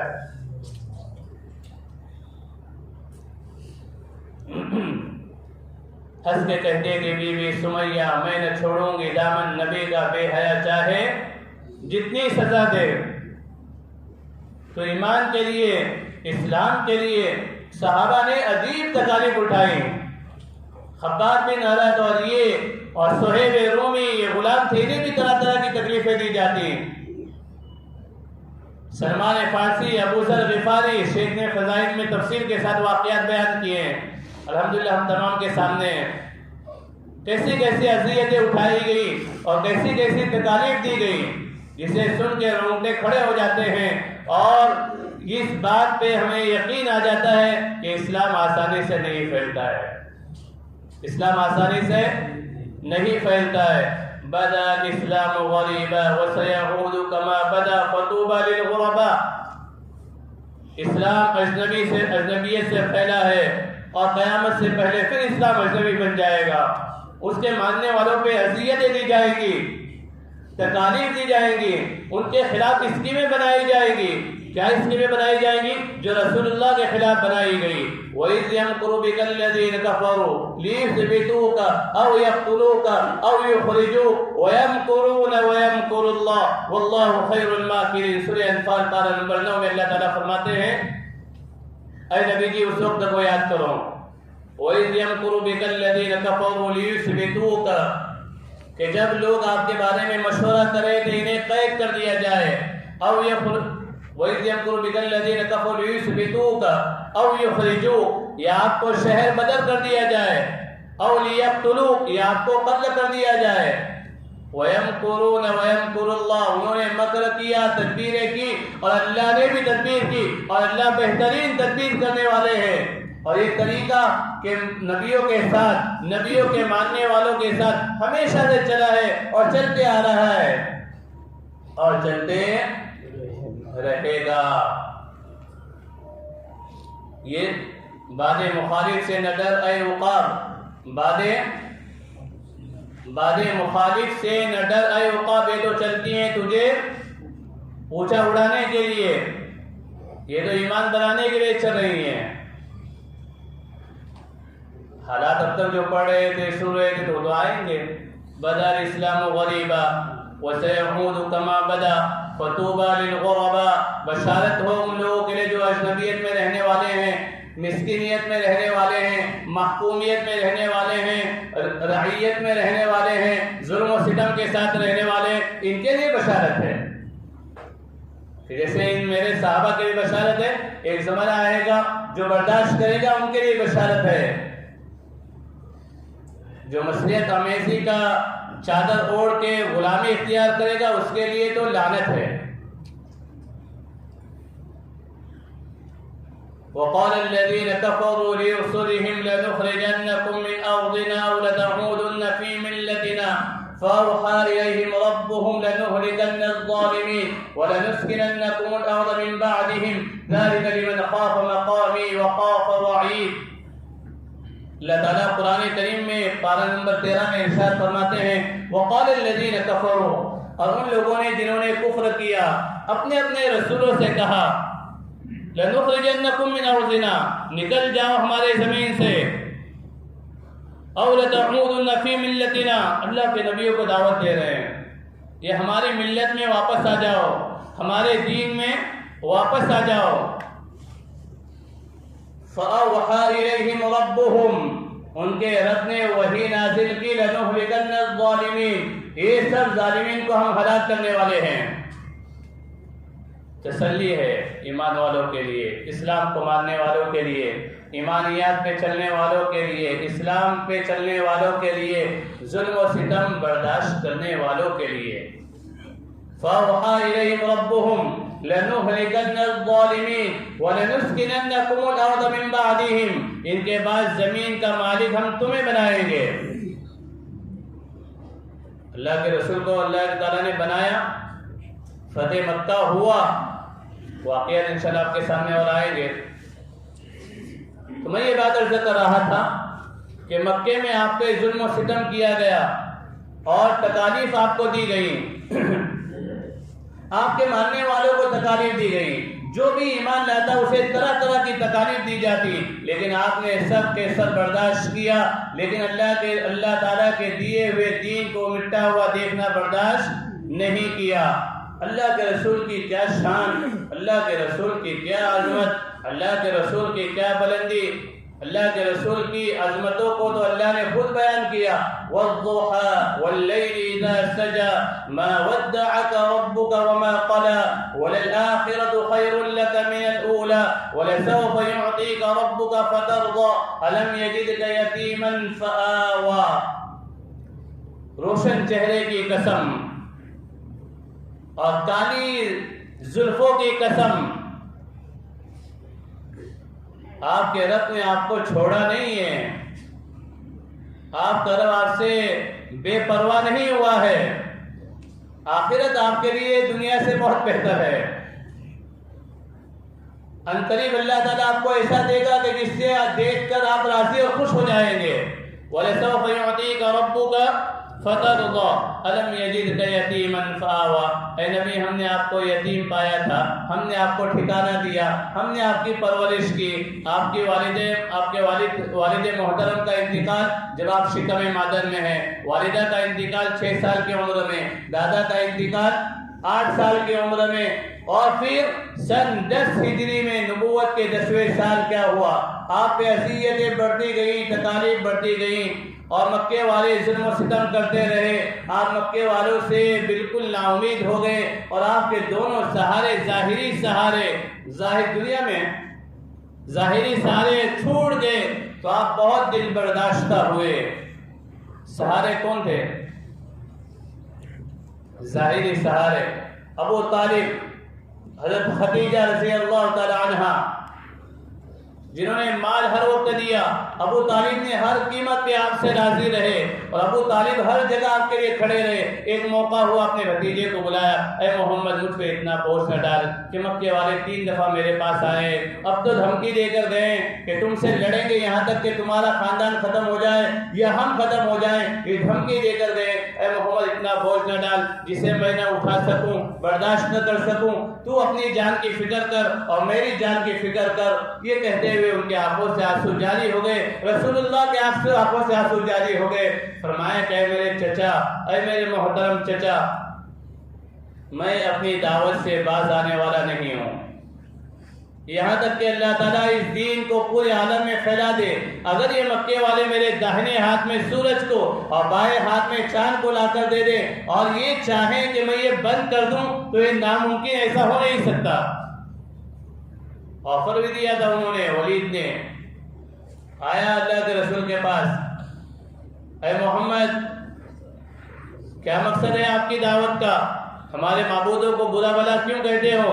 اگر مکے کی حسین و جمیل خاتون سے نکاح کرنا چاہتے ہو تو ہم اس کے لیے تیار ہیں، مکے کی اگر سرداری اور سلطنت چاہیے تو ہم اس کے لیے تیار ہیں، مکے میں سب سے مالدار بننا چاہتے ہو تو ہم پورا مال تمہاری اکٹھا کر کے تمہیں دینے کے لیے تیار ہیں، سب سے امیر اور رئیس بن جاؤں گے۔ اور اگر آپ کے دماغ میں کوئی خلل پیدا ہو گیا ہے، کسی عاصب اور جنات کا آپ پہ اثر ہو گیا ہے تو اس کا علاج کرنے کے لیے ہم تیار ہیں۔ فرمایا کہ چچا ذرا بیٹھیے اور میری بات کو سنیے۔ آپ نے قرآن کی تلاوت کی اور اس پہ اثرات ظاہر ہونے لگے، اس کے آنکھوں سے آنسو بہنے لگے، اس نے اپنا ہاتھ اللہ کے رسول کے منہ مبارک میں رکھ دیا، تجھے میری رشتہ داری کی قسم خاموش ہو جا، میرے رونگٹے کھڑے ہو چکے ہیں، میں اب زیادہ سن نہیں سکتا ہوں، میرا دل پھٹ جائے گا۔ پکا مشرک قرآن کو سن کے کیا ہو رہا ہے؟ بے ساختہ آنسو بہ رہے ہیں۔ اللہ نے قرآن میں بیان کیا، قرآن کی صفات میں یہ ہے کہ اسے پڑھنے کے آنکھوں میں آنسو آئے، دل لرزنے لگے۔ سورہ انفال کے شروع میں اللہ نے بیان کیا ہے، یہ قرآن کی خاصیت ہے۔ تو خاموش ہو گیا۔ جب یہاں سے اٹھا اور ابو جہل سب لوگ انتظار کر رہے تھے، ابو جہل نے کہا دیکھو ان کا رنگ بدلا ہوا ہے، محمد کا جادو اثر انداز ہو گیا ہے۔ جب یہ گئے تو کہنے لگے اے عرب والے، اے قریش سنو، یہ ہمارا قریشی بھائی ہے، بھتیجا ہے ہمارا، اگر یہ غالب آ گیا تو تمہارا ہی نام ہونے والا ہے پورے عالم میں، تمہاری سرداری باقی رہے گی، اور اگر غالب نہیں آیا تو تم کچھ مت کرنا، دوسرے لوگ مار ڈالیں، آپ اپنے آپ کو اس کے خون سے ہاتھوں کو آلودہ نہیں کرنا۔ تو میں کہا کہ نہیں، آپ پہ تو کیا ہوگا؟ ابو جہل نے پہلے کمینی گیری کی اور کہا کیا ہو گیا تم پہ؟ جادو ہو گیا ہے۔ اولئک، یہ لوگ وہ تھے ختم اللہ علی قلوبہم، اللہ نے مہر لگا دی تھی۔ بات کہ میں یہ بات عرض کر رہا تھا کہ اللہ کے رسول صلی اللہ علیہ وسلم کو جب ابو طالب نے بلا کے کہا تو آپ نے کہا کہ یہ نہیں ہو سکتا ہے۔ ابو طالب نے جب آپ کے عزم و حوصلے کو دیکھا تو کہا بھتیجے جا دعوت دے، میں بھی تیرے ساتھ تیار ہوں۔ سن 7 میں آپ کو اور ابو طالب کو اور مسلمانوں کو شیب ابی طالب میں ایک گھاٹی ہے، اس گھاٹی کے اندر بند کر دیا گیا، چاروں جانب سے پہاڑ ہیں اور گھاٹی ہے، اس میں بند کر دیا گیا، دانا پانی سب بند کر دیا گیا، اعلان کر دیا گیا نہ کوئی ان سے سامان خریدے نہ کوئی ان کو سامان بیچے۔ ان کے بچے جو ساتھ میں گئے تھے بھوک سے بلبلاتے تھے، وادی سے بچوں کے رونے کی آوازیں آنے لگی، لیکن سنگ دل لوگ 3 سال تک وہاں قید تھے۔ کتنے سال تک؟ 3 مہینے نہیں، 3 سال تک قید تھے شیب ابی طالب میں۔ صحابی فرماتے ہیں کہ بھوک کی شدت کی وجہ سے پڑا ہوا چمڑا ہم نے اٹھا کے صاف کر کے کھا لیا، ہمیں معلوم نہیں کہ وہ چمڑا تھا کیا تھا، نرم تھا، بس ہم نے کھا لیا۔ کیکڑ کے پتے کھائے گئے، جسے بکریاں بھی کھانا پسند نہیں کرتی ہیں، وہ پتے کھائے گئے اور اس کے ذریعے سے اللہ کے رسول کا ساتھ دیا گیا، آپ کا ساتھ نہیں چھوڑا گیا۔ تو بہت اذیتیں اور تکالیف دی گئی، یہاں تک کہ شیب ابی طالب میں ہو گئے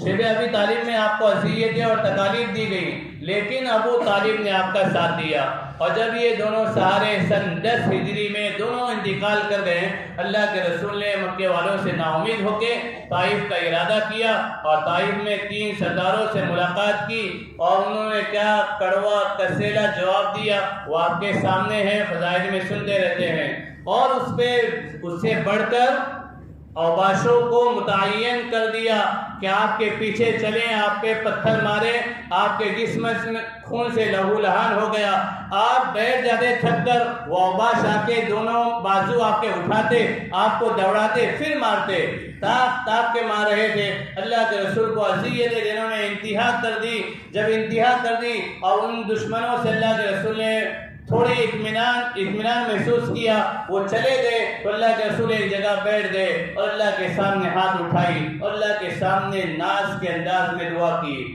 اللہ کے سامنے نیاز کے انداز میں دعا کی۔ اللہم اشکو ضعف قوتی وقلت حیلتی وہوانی علی الناس یا رحم الراحمین انت رب المستضعفین الى من تکلنی الى بعید یتجہمنی ام الى قریب ملکتہ امری ان لم تکن صاحدا علی فلا ابالی غیر ان عافیتک ہی اوسع لی اعوذ بنور وجہک الذی اشرقت له الظلمات وصلح علی امر الدنیا والآخرہ ان تحل علی غضبک لقد ادبا حتی ترضى ولا حول ولا قوة الا باللہ۔ اللہ کے رسول نے کیا دعا کی؟ اللہم اشکو ضعف قوتی، اے اللہ میں میری قوت کی کمی کی آپ سے شکایت کرتا ہوں، میری تدبیر کی کمی کی آپ سے شکایت کرتا ہوں، اور لوگوں میں میری اہمیت کی نہ ہونے کی آپ سے شکایت کرتا ہوں۔ انت رب المستضعفین، آپ تو کمزوروں کے رب ہو، میں کمزور ہو چکا ہوں۔ الی من تکلنی، آپ مجھے کس کے حوالے کرتے ہو؟ الی بعید، دور دراز کے رہنے والے طائف والوں کے، یتجہمونی، جو مجھے دیکھ کر منہ بناتے ہیں، ام الی قریب، مکے والوں کے آپ مجھے حوالے کر دیے ہو، ملکتہ امری، کہ مجھ پہ مکمل قابض ہیں وہ، ان لم تکن صاحدا علی، اے میرے اللہ اگر آپ مجھ سے ناراض نہیں ہیں، ناخوش نہیں ہیں، تو مجھے کوئی فکر نہیں ہے، فلا ابالی غیر ان عافیتک، لیکن اے اللہ آپ کی عافیت کا میں سوال کرتا ہوں، میں آپ کے وہ چہرے انور کے ذریعے سے سوال کرتا ہوں جس کے ذریعے سے دنیا اور آخرت منور ہو جاتی ہیں، پورا دونوں عالم جگمگانے رکھتے ہیں، اس بات سے کہ مجھ پر آپ کا غصہ نازل ہو۔ اتنی تکالیف کے بعد نبی کیا کہہ رہے ہیں؟ دعا کے آداب ہیں یہ کیا ہے؟ دعا کے آداب ہیں۔ ہم لوگ ذرا سی تکلیف میں کہتے ہیں کہ اللہ ہم پہ مصیبت آ رہی ہے، ہم قربانی دے رہے ہیں، کام کر رہے ہیں، سب کچھ کر رہے ہیں، ہم پہ مصیبت، ہم پہ تکالیف۔ اللہ کے رسول فرماتے ہیں ان سب کے باوجود، پتھرے کھانے کے باوجود، خون جس میں اثر سے نکل رہا ہے اس حالت میں بھی، اور اوباش تانے دے رہے تھے، گالیاں دے رہے تھے، اس کے باوجود بھی اے اللہ اگر آپ مجھ سے ناراض نہیں ہیں تو بس میں آپ سے خوش ہوں، لیکن آپ کی عافیت کا سوال کرتا ہوں۔ ولا حول ولا قوت الا باللہ، نہیں ہے کوئی طاقت نیکیوں کے طرف لانے والی سوائے اللہ کے، اور نہیں ہے کوئی قوت گناہوں سے روکنے والی سوائے اللہ کے۔ جب آپ نے دعا پڑھی، اللہ نے جبرائیل امین کو بھیجا، ملکین کو بھیجا، دونوں پہاڑوں کے فرشتوں کو بھیجا، اور کہا کہ دونوں پہاڑ آپس میں ملا دیے جائیں، یہ طائف والے اس کے اندر کیا ہو جائیں؟ چکی کے پاٹوں کی طرح اندر پس جائیں، دانے کی طرح پس جائیں، ان کا وجود ختم ہو جائے۔ اللہ کے رسول صلی اللہ علیہ وسلم کے بعد جبرائیل امین آئے، فرمایا کہ دونوں میرے ساتھ پہاڑوں کے فرشتے ہیں، آپ حکم دیجئے پہاڑوں کو ملا دیں گے۔ جناب رحمت للعالمین نے ہنس کے فرمایا میں جہاں میں قہر و غضب بن کر نہیں آیا، میں کیوں ان کے حق میں بد دعائیں کروں، بشر ہیں، بے خبر ہیں، کیوں قہر الہی کی دعا مانگوں۔ اللہ تعالیٰ کے رسول نے ان کے لیے کوئی دعا نہیں مانگی، اپنے ہاتھ اٹھائے، اے اللہ انہیں ہدایت دے، اگر ان کے قسمت میں ہدایت نہیں ہے ان کی اولادوں کو ہدایت دے۔ محمد بن قاسم طائف کے رہنے والے تھے جنہوں نے سب سے پہلے انڈیا میں آ کے اسلام کو پھیلایا، ان کی نسلوں کو اللہ کہہ کر ہدایت دے، رحمت للعالمین۔ اللہ تعالیٰ ہم تمام کو نبی کی سیرت کو سمجھنے کی، نبی کی سیرت کو سننے کی اور نبی کی سیرت پہ عمل کرنے کی توفیق مرحمت فرمائے، اور ہم تمام کو یہ سیرت کا سننا اور عمل کے نیت سے سننا نجات کا ذریعہ بنائے۔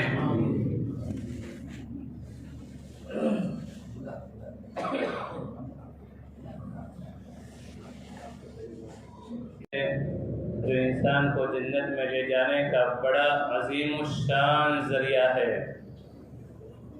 عمر فاروق رضی اللہ تعالیٰ عنہ اللہ کے رسول کی خدمت میں تشریف فرما تھے، فرمایا کہ عمر میری محبت آپ کے دل میں کتنی ہے؟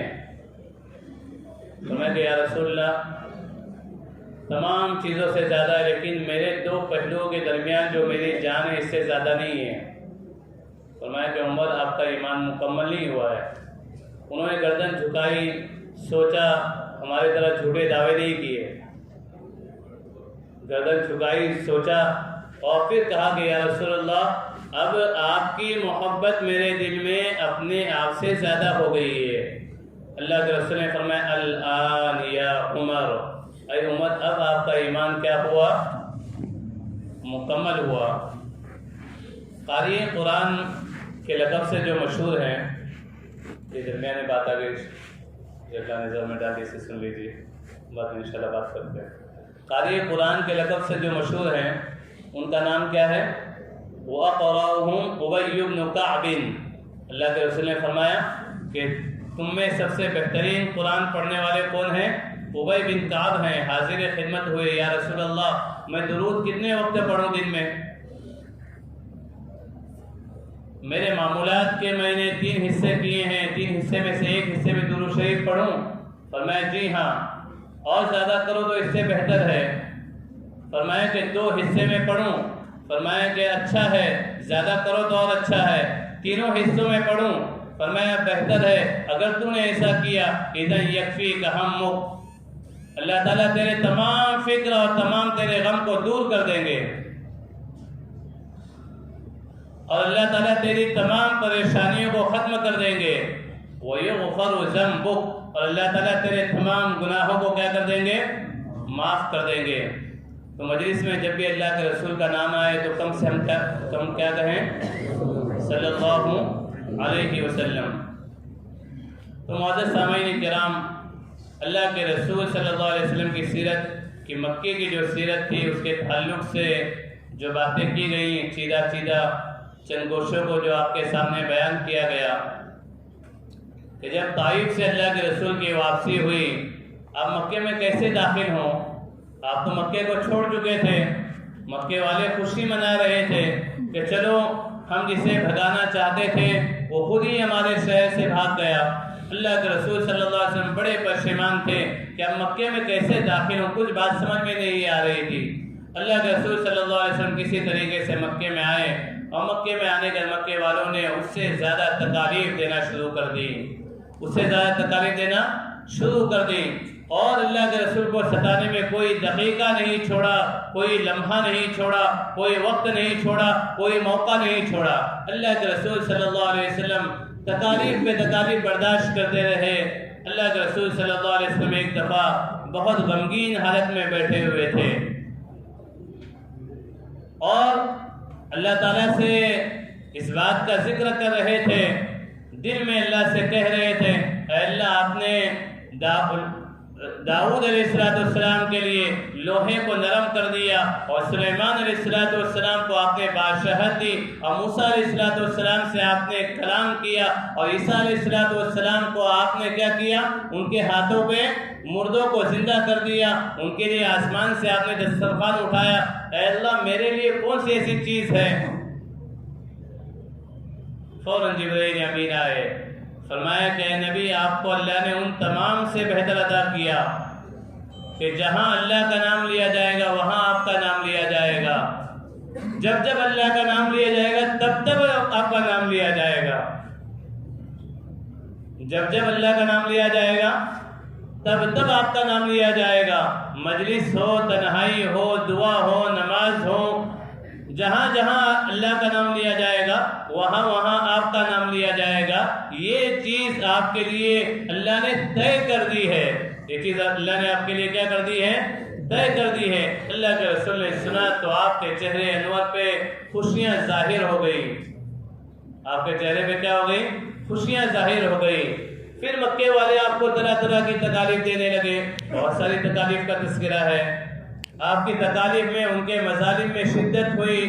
آپ ایک رات ام ہانی کے مکان میں سوئے ہوئے تھے، اچانک چھت پھٹی، اور چھت پھٹنے کے بعد جبرائیل اور میکائیل اور ان کے ساتھ فرشتوں کی ایک جماعت آئی اور آپ کو بیدار کرایا اور کہا کہ اے محمد چلیے، آپ کو اللہ نے اپنے پاس بلایا ہے۔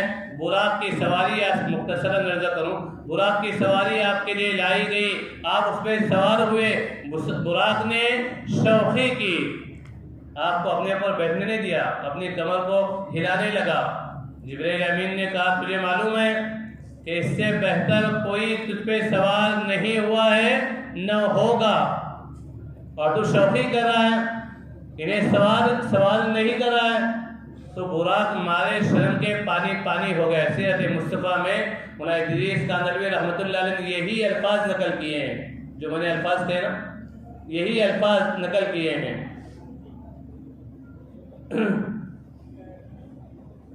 تو اللہ کے رسول صلی اللہ علیہ وسلم براق پہ سوار ہو گئے۔ اب وہ براق پہ سوار ہونے کے بعد، جنت کا براق تھا، اس کی جہاں نگاہ پڑتی وہاں پہ اس کے کیا ہوتے ہیں؟ قدم پڑتے۔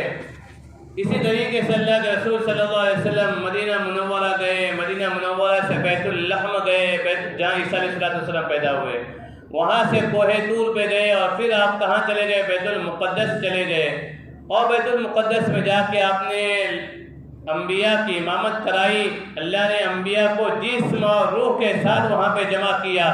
معراج بھی آپ کی جسمانی اور روحانی ہوئی ہے، صرف روحانی معراج یا صرف خواب والی معراج نہیں ہوئی۔ خواب میں تو عام انسان بھی جنت کو دیکھتا ہے کہ نہیں؟ خواب میں عام انسان بھی جنت کو دیکھ لیتا ہے، خواب میں عام انسان بھی جہنم کو دیکھ لیتا ہے، خواب میں عام انسان بھی دیکھتا ہے کہ میں بیت المقدس میں ہوں۔ ہم جیسے لوگ ہیں دنیا کی چیزیں دیکھتے ہیں، اس وقت میں یو کے میں ہوں، یو ایس میں ہوں، اور فلاں جگہ ہوں، فلاں جگہ ہوں۔ جو اللہ کے نیک بندے ہیں وہ نیک چیزیں دیکھتے ہیں کہ مدینہ میں ہوں، بیت اللہ کے سائے میں ہوں، طواف کر رہا ہوں، حج کر رہا ہوں، اللہ کے رسول کی زیارت ہو رہی ہے۔ تو خواب میں جو سب دیکھ سکتے ہیں۔ آپ کی معراج جو ہوئی جسمانی اور روحانی دونوں قسم کی معراج ہوئی ہے۔ پھر اس کے بعد آپ جنت اور جہنم کی آپ نے سیر کی۔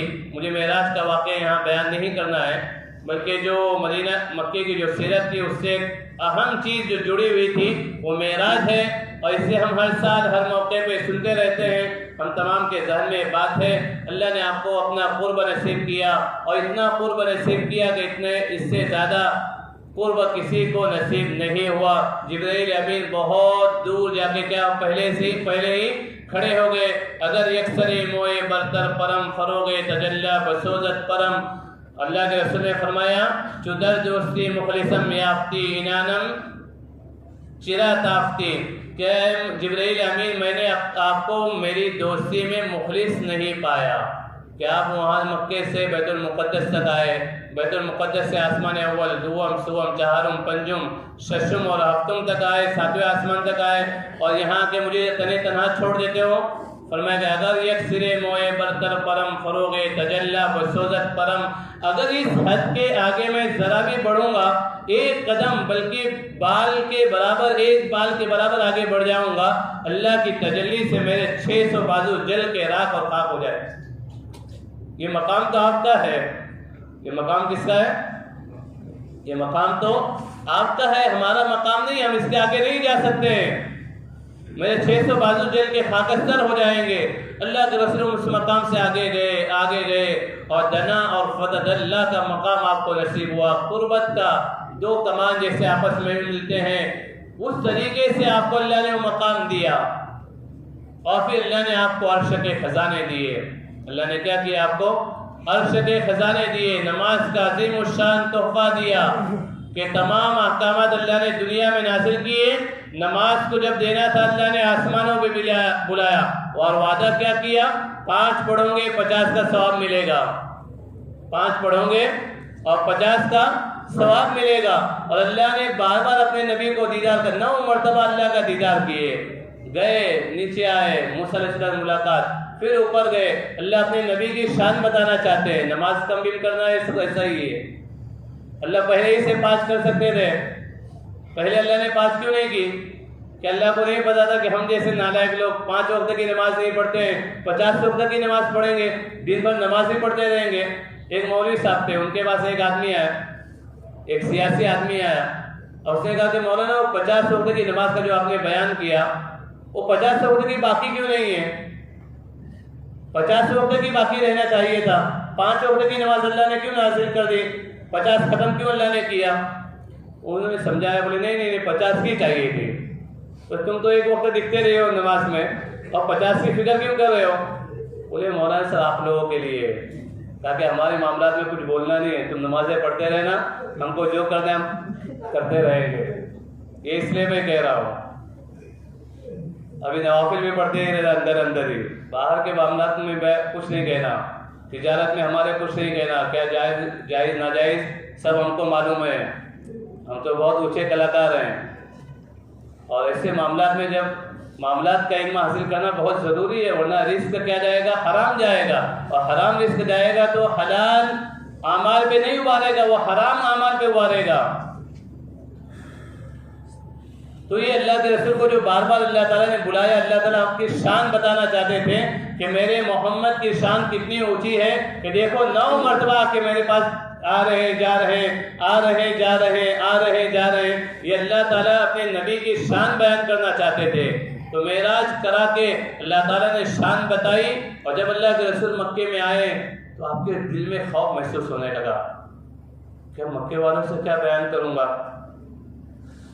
مکے والے پوچھیں گے صبح میں مجھے بیان کرنا ضروری ہے، میں نبی ہوں، جب بیان کروں گا یہ کمبخت لوگ پھر مذاق اڑائیں گے اور پھر ہنسی کریں گے، ٹھٹا کریں گے، تالیاں بجائیں گے، سیٹیاں بجائیں گے، اور میرے پیچھے بچوں کو لگا کے مجھے مجنون اور دیوانہ کہنا شروع کر دیں گے۔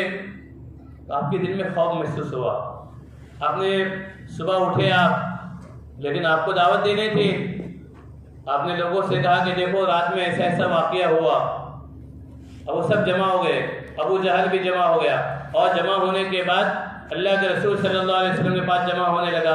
آپ یہاں سے وہاں گئے تھے؟ ہاں بیت المقدس گیا تھا، مدینہ میں بھی رکا تھا، بیت اللہ میں بھی رکا تھا، اور پھر کوہ طور پہ بھی دو رکعت میں نے پڑھی ہے، اور پھر وہاں جا کے میں نے سب کی امامت کرائی ہے، پھر میں آسمانوں پہ گیا، جنت کو میں نے دیکھا، جہنم کو میں نے دیکھا، یہ عذابات دیکھے۔ ابو جہل کہتا ہاں ایسا دیکھا آپ نے؟ دوڑا وہاں سے ابو بکر صدیق کے پاس۔ ابو بکر اگر کوئی آدمی یہ کہے کہ پوری رات میں عشاء کے بعد میں یہاں سے بیت المقدس گیا، وہاں سے پھر آسمانوں میں گئے، بات سچی ہے؟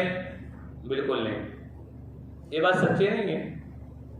1 مہینے کے مسافت کا سفر تھا، بیت اللہ سے بیت المقدس تک 1 مہینے کے مسافت کا سفر، یہ کیسے ممکن ہے کہ رات کے مختصر حصے میں طے ہو جائے؟ کہا کہ ایسا نہیں ہو سکتا۔ کہا چلو سنو، اب سنو ابو بکر، کیا سنوں؟ آپ کے جو ساتھی ہیں نا محمد، وہ اس کا دعویٰ کر رہے ہیں کہ میرے ساتھ ایسا ہوا۔ بولے اگر محمد نے یہ بات کہی تو پکی ہے، تو ایسا کیوں؟ ابھی تو انکار کر رہے تھے، تو کہنے لگے کہ ہم کھڑے ہوتے ہیں ساتھ میں اور ہمیں محمد صلی اللہ علیہ وسلم فوراً آسمان کے اوپر کی خبر بتا دیتے ہیں اور زمین کے نیچے کی خبر بتا دیتے ہیں، جاگنے کی حالت میں، اور 1 سیکنڈ کے اندر بتا دیتے ہیں۔ یہ تو پورے رات کا واقعہ تم بیان کرنے آئے ہو، تو میں تو بالکل تصدیق کرتا ہوں۔ اللہ کے رسول کو پتہ چلا تو آپ نے کہا کہ یہ کون ہے؟ صدیق ہے۔ یہ کون ہے؟ صدیق ہے۔ ایک صحابی خزیمہ، کیا نام ہے؟ خزیمہ۔ اللہ کے رسول صلی اللہ علیہ وسلم بازار مدینہ میں ہیں، آپ نے ایک یہودی سے گھوڑے کا سودا کیا، اور گھوڑے کا سودا کرنے کے بعد اللہ کے رسول صلی اللہ علیہ وسلم نے اس یہودی سے کہا کہ اتنے اتنے میں طے ہو گئے. آپ گھر گئے دینار لانے کے لیے، درہم لانے کے لیے، آپ نے لا کے اسے سونپے. اس نے انکار کیا کہ نہیں آپ نے اتنے پہ بات نہیں کی، آپ نے زیادہ پہ بات کی تھی، آپ جھوٹ بول رہے ہو. اللہ کے رسول نے فرمایا نہیں اتنے پہ بات ہوئی. کہا کہ نہیں آپ جھوٹ بولتے ہو، اتنے پہ ہمارا سودا ہی نہیں ہوا ہے. اب اللہ کے رسول اسے سمجھا رہے ہیں، وہ سمجھ نہیں رہا ہے. پیچھے سے حضرت بولیے خزیمہ رضی اللہ تعالیٰ عنہ آئے.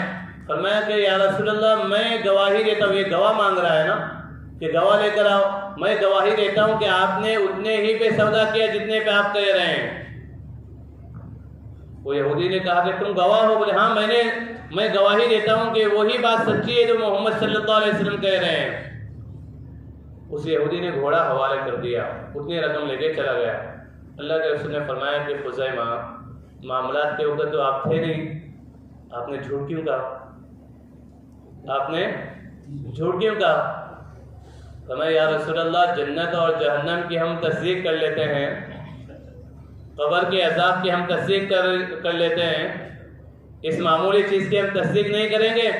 اللہ کے رسول نے فرمایا شہادت خزیمہ کا شہادت رجلین، جب تک زندہ ہے خزیمہ اگر چاند کو اکیلے دیکھیں گے تو دوسرے گواہ کی ضرورت نہیں ہے. گواہی مرڈر کی دینا پڑے گی، قتل کی دینا پڑے گی. اکیلے جا کے عدالت میں کھڑے رہیں گے، دوسرے گواہ کی ضرورت نہیں رہے گی.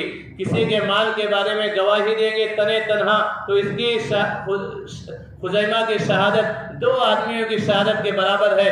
اس کی جب تک کہ زندہ رہیں گے 2 آدمی جتنا سچ کہہ سکتے ہیں، گواہی دے سکتے ہیں، خزیمہ میرا اتنی گواہی دے سکتا ہے. شہادت خزیمہ کا شہادت رجلین. ابوبکر صدیق نے کہا کہ ہاں اگر محمد نے میرے ساتھی نے یہ بات کہی ہے تو میں 100% یقین کرتا ہوں. ابو جہل مایوس ہو کے وہاں سے گیا اور مکے کے گلیوں میں پھر شور ہونے لگا. مکے کے تمام سردار جمع ہو گئے. اے محمد آپ نے کیا ہے سب؟ ہاں کیا ہوں. دیکھو اب ہم آپ سے سوالات کریں گے، جوابات دوں گے؟ فرمایا کہ ہاں میں جواب دینے کے لیے تیار ہوں. فرمایا کہ بتاؤ کہ بیت المقدس میں کتنی کھڑکیاں ہیں؟ آپ ابھی یہاں بیٹھے ہو نا، جب سے کتنا ٹائم ہوا؟ کم سے کم 2 گھنٹے سے 1.5 گھنٹے سے جو بھی بیٹھے ہو نا یہاں پہ. ابھی آپ یہاں سے نکلو گے ناشتے کے لیے، کوئی آپ سے پوچھے گا کہ بتاؤ کہ قاضی مسجد جو چھوٹی سی مسجد ہے اس میں کتنی کھڑکیاں ہیں؟ تو آپ بتا پاؤں گے کتنی کھڑکیاں ہیں؟ پنکھے کتنے لگے ہوئے ہیں؟ لائٹیں کتنی لگی ہوئی ہیں؟ آپ کا مقصد ہی نہیں ہے. آپ سے پوچھا جائے گا کہ اللہ کے رسول کی سیرت کے تعلق سے بتاؤ تو آپ انشاءاللہ بتائیں گے. لیکن یہ پوچھا جائے گا کہ کھڑکیاں کتنی ہیں اور پنکھے کتنے ہیں، لائٹ کتنی ہے، کتنی چالو تھی، کتنی بند تھی لائٹ، کتنی اے سی چل رہی تھی، کتنی اے سیاں بند تھی، تو آپ جواب دے پاؤں گے؟ میں بھی جواب نہیں دے پاؤں گا. تو بہر کے اللہ کے رسول صلی اللہ علیہ وسلم پورے مکے والے جمع ہوئے، سردار جمع ہوئے، اللہ کے رسول کو گھیر لیا. آپ بیچ میں ہیں اور سوال کرنے لگے آپ ہم کو بتاؤ کہ بیت المقدس سے کتنے دروازے ہیں، بیت المقدس میں کتنی کھڑکیاں ہیں، بیت المقدس میں کون سا پتھر، جہاں بڑا پتھر جو ایک نشانی انہوں نے پوچھی کہ وہ پتھر کہاں رکھا ہوا ہے. اب اللہ کے رسول فرماتے ہیں کہ میرے دل میں پھر خوف سا محسوس ہوا کہ میں تو ایک چیزیں دیکھا نہیں ہوں، گنا نہیں ہوں. اللہ تعالیٰ نے پورا بیت المقدس اللہ کے رسول کے سامنے کر دیا. درمیان کے حجابات اللہ تعالیٰ نے اٹھا دیے اور وہ سوال کرتے کتنی کھڑکیاں ہیں؟ آپ کہتے 1 2 3 4 5 6 7 8. آپ کہتے 8 کھڑکیاں ہیں. کتنے دروازے ہیں؟ 1 2 3 دروازے ہیں. کتنے کنکمے لگے ہوئے تھے؟ 1 2 4 5 8. آپ اسے شمار کرتے، آپ اسے شمار کرتے اور شمار کرنے کا کہتے. اب وہ دنگ رہ گئے. اب انہوں نے سوال کیا کہ چلو ایک بات بتاؤ، ہمارا ایک قافلہ گیا ہوا ہے، ہمارا ایک قافلہ ملک شام گیا ہوا ہے، وہ قافلہ کب واپس آئے گا؟ وہ قافلہ کب واپس آنے والا ہے؟ اللہ کے رسول نے فرمایا کہ تیسرے دن کے سورج کے غروب ہونے سے پہلے واپس آئے گا. اور اس قافلے میں اللہ کے رسول نے کہا اس قافلے میں ایک مٹیالہ رنگ کا، مٹی رنگ کا کیا ہے؟ اونٹ ہے، جس کے اوپر ایک سامان رکھا ہوا تھا، وہ سامان گر گیا ہے، وہ کٹورا اور سامان گم ہو گیا تھا اس کے اوپر سے. قافلے والوں نے تلاش کیا، بڑی مشکل سے وہ سامان ملا ہے. اور مٹیالہ رنگ کا جو اونٹ ہے سب سے آگے رہے گا وہ، اور سب سے پہلے وہی مکے میں داخل ہوگا۔ اب ایک دن گزر گیا، دوسرا دن گزر گیا، تیسرے دن کی عصر ہو گئی، اللہ کے رسول دعاؤں میں مصروف ہیں، مکے والے ہنسی مذاق میں مصروف ہے، کوئی خبر نہیں آئی۔ اللہ نے سورج کو روک دیا۔ اللہ نے کیا کر دیا؟ جس اللہ نے رات کے نظام کو روک دیا تھا رسول اللہ کے لیے کہ آپ پورے نظام کو چلتے رہے، گھڑی جہاں تھی وہیں پہ رک گئی، وقت جہاں پہ تھا وہاں پہ رک گیا، ستارے جہاں پہ چمک رہے تھے وہیں پہ رک گئے، ہوائیں جہاں پہ چل رہی تھی وہیں پہ رک گئی، پورا نظام کائنات کو اللہ نے روک دیا، اور اللہ کے رسول صلی اللہ علیہ وسلم نے منٹوں میں معراج کا سفر طے کیا ہے کہ بستر ویسا ہی، بولیے، بستر ویسا ہی گرم ہے، کنڈی ویسے ہی ہل رہی ہے، نکلنے کا جو کنڈی ہلتی ہے، پہلے چین کی کنڈیاں ہوا کرتی تھی، چین کی کنڈی آپ نے دیکھا ہوا گاؤں دیہات میں، ابھی بھی کہیں کہیں ہوتی ہے، تو وہ چین کی کنڈی جو دروازہ بند کرنے کی وجہ سے، کھولنے کی وجہ سے ہلتی رہتی ہے، وہ ہل رہی تھی۔ اللہ کے رسول واپس آ گئے، اللہ نے پورے نظام کائنات کو روک دیا، تو اللہ سورج کو نہیں روک سکتا ہے؟ اس اللہ نے سورج کو روک دیا۔ سورج غروب ہونے کے قریب ہے، مٹیالے رنگ کا اونٹ آیا۔ لوگوں نے سوال کیا پہلا گم ہو گیا تھا، سامان گم ہو گیا تھا؟ جی ہاں گم ہو گیا تھا۔ ارے ارے ارے محمد کتنا بڑا جادوگر ہے، یہاں بیٹھے بیٹھے بیت المقدس بھی بتا دیتا ہے، اور کتنا بڑا کاہن ہے، اس کے پاس تو جنات ہیں، اس کے پاس تو شیاطین آتے ہیں۔ وما هو بقول الشیطان الرجیم وما صاحبكم بمجنون، تمہارا ساتھی کوئی مجنون نہیں ہے۔ وما هو بقول الشاعر، کسی شاعر کا کلام نہیں ہے۔ ولا بقول کاہن، کسی کاہن کا کلام نہیں ہے۔ ولا بقول الشاعر، کسی شاعر کا بھی کلام نہیں ہے۔ قلیلا ما تشکرون، لیکن تم شکر گزار نہیں ہو، تم بات سمجھنا نہیں چاہتے ہو۔ فَأَيْنَ تَذْهَبُونَ، اللہ کتنے درد کے ساتھ کہتے ہیں، اللہ درد کے ساتھ کہہ رہے ہیں فَأَيْنَ تَذْهَبُونَ، فَأَيْنَ کہاں، تَذْهَبُونَ جا رہے ہو۔ إِنْ هُوَ إِلَّا ذِكْرٌ لِلْعَالَمِينَ، یہ علامتیں میں نے پورے عالم کے ہدایت کے لیے بتائی ہیں، اب تمہارے ہدایت کے لیے اور تمہارے بعد میں آنے والوں کے ہدایت کے لیے، اور اپنے نبی کی شان بیان کرنے کے لیے، اپنے نبی کی عظمت کو بیان کرنے کے لیے، اس لیے کہ نبی کی عظمت دل میں ہے تو ایمان ہے، اور نبی کی عظمت دل میں نہیں ہے تو ایمان نہیں ہے۔ یہ بات ہے کہ نہیں پکی؟ کلمے کے دو جزو ہیں، ہم کہتے ہیں سنتے ہیں، کلمے کے دو جزو ہیں، الا اللہ لا الہ محمد رسول اللہ، نبی کی عظمت اور نبی کی محبت یہ تمام لازمی چیز ہیں۔ محمد کی اطاعت دین حق کی شرط اول ہے، محمد کی اطاعت دین حق کی شرط اول ہے۔ اگر ہو اس میں خامی، اگر ہو اس شرط میں خامی تو سب کچھ نامکمل ہے، تو سب کچھ کیا ہے؟ حضور آئے تو بس یہ کچھ شعر ذہن میں بار بار آ رہے ہیں، اجازت ہو تو کہہ دوں ایک منٹ میں۔ حضور آئے تو سر افرینش پا گئی دنیا، حضور آئے تو سر افرینش پا گئی دنیا، اندھیروں سے نکل کر روشنی میں آ گئی دنیا، بجھے چہروں کا جنگ، بجھے چہروں کا زنگ اترا، سیدھے چہروں پہ نور آیا۔ حضور آئے تو انسانوں کو جینے کا شعور آیا، یتیموں اور ضعیفوں کو پناہیں مل گئی آخر، یتیموں اور ضعیفوں کو پناہیں مل گئی آخر، حضور آئے تو ذروں کو نگاہیں مل گئی آخر۔ عمر فاروق، ابوبکر صدیق، عثمان غنی، تمام صحابہ، ذروں کو کیا مل گئی؟ نگاہیں مل گئی۔ حضور آئے تو ذروں کو نگاہیں مل گئی آخر، خرد کی شمع افروزی جنوں کی چارہ فرمائی، خرد کی شمع افروزی جنوں کی چارہ فرمائی، زمانے کو اسی امی کے صدقے میں سمجھ آئی۔ شاعر آگے کیا کہتا ہے؟ ضمیر اس در سے گر نسبت نہ رکھے لوح پیشانی تو کشکول گدائی ہے۔ کشکول جو ہوتا ہے کالے رنگ کا، لوگ فقیر پہلے لے کے نکلا کرتے تھے، کالے رنگ کا کیا ہوتا ہے؟ لکڑا ہوا کرتا تھا جس سے کشکول کہتے ہیں، تو کشکول گدائی ہے، چہ درویشی چہ سلطانی، بادشاہ ہو پھر بھی فقیر ہو، اور فقیر ہو پھر بھی فقیر ہو۔ اللہ کے رسول کی اگر محبت نہیں ہے، آپ کی اطاعت نہیں ہے، آپ کی تابعداری نہیں ہے، آپ کے نقش قدم پہ چلنا نہیں ہے، آپ کی باتوں کو سننا، آپ کی باتوں کو اختیار کرنا نہیں ہے، تو درویش گدائی ہے۔ اللہ تعالی ہم تمام کو اپنے حبیب کی محبت کاملہ نصیب فرمائے، آپ کی اطاعت کاملہ نصیب فرمائے، رفتار میں، گفتار میں، کردار میں آپ کی نقش پیروی، آپ کے نقش قدم پہ چلنے کی توفیق نصیب فرمائے۔ آمین۔ وآخر دعوانا ان الحمد للہ رب العالمین۔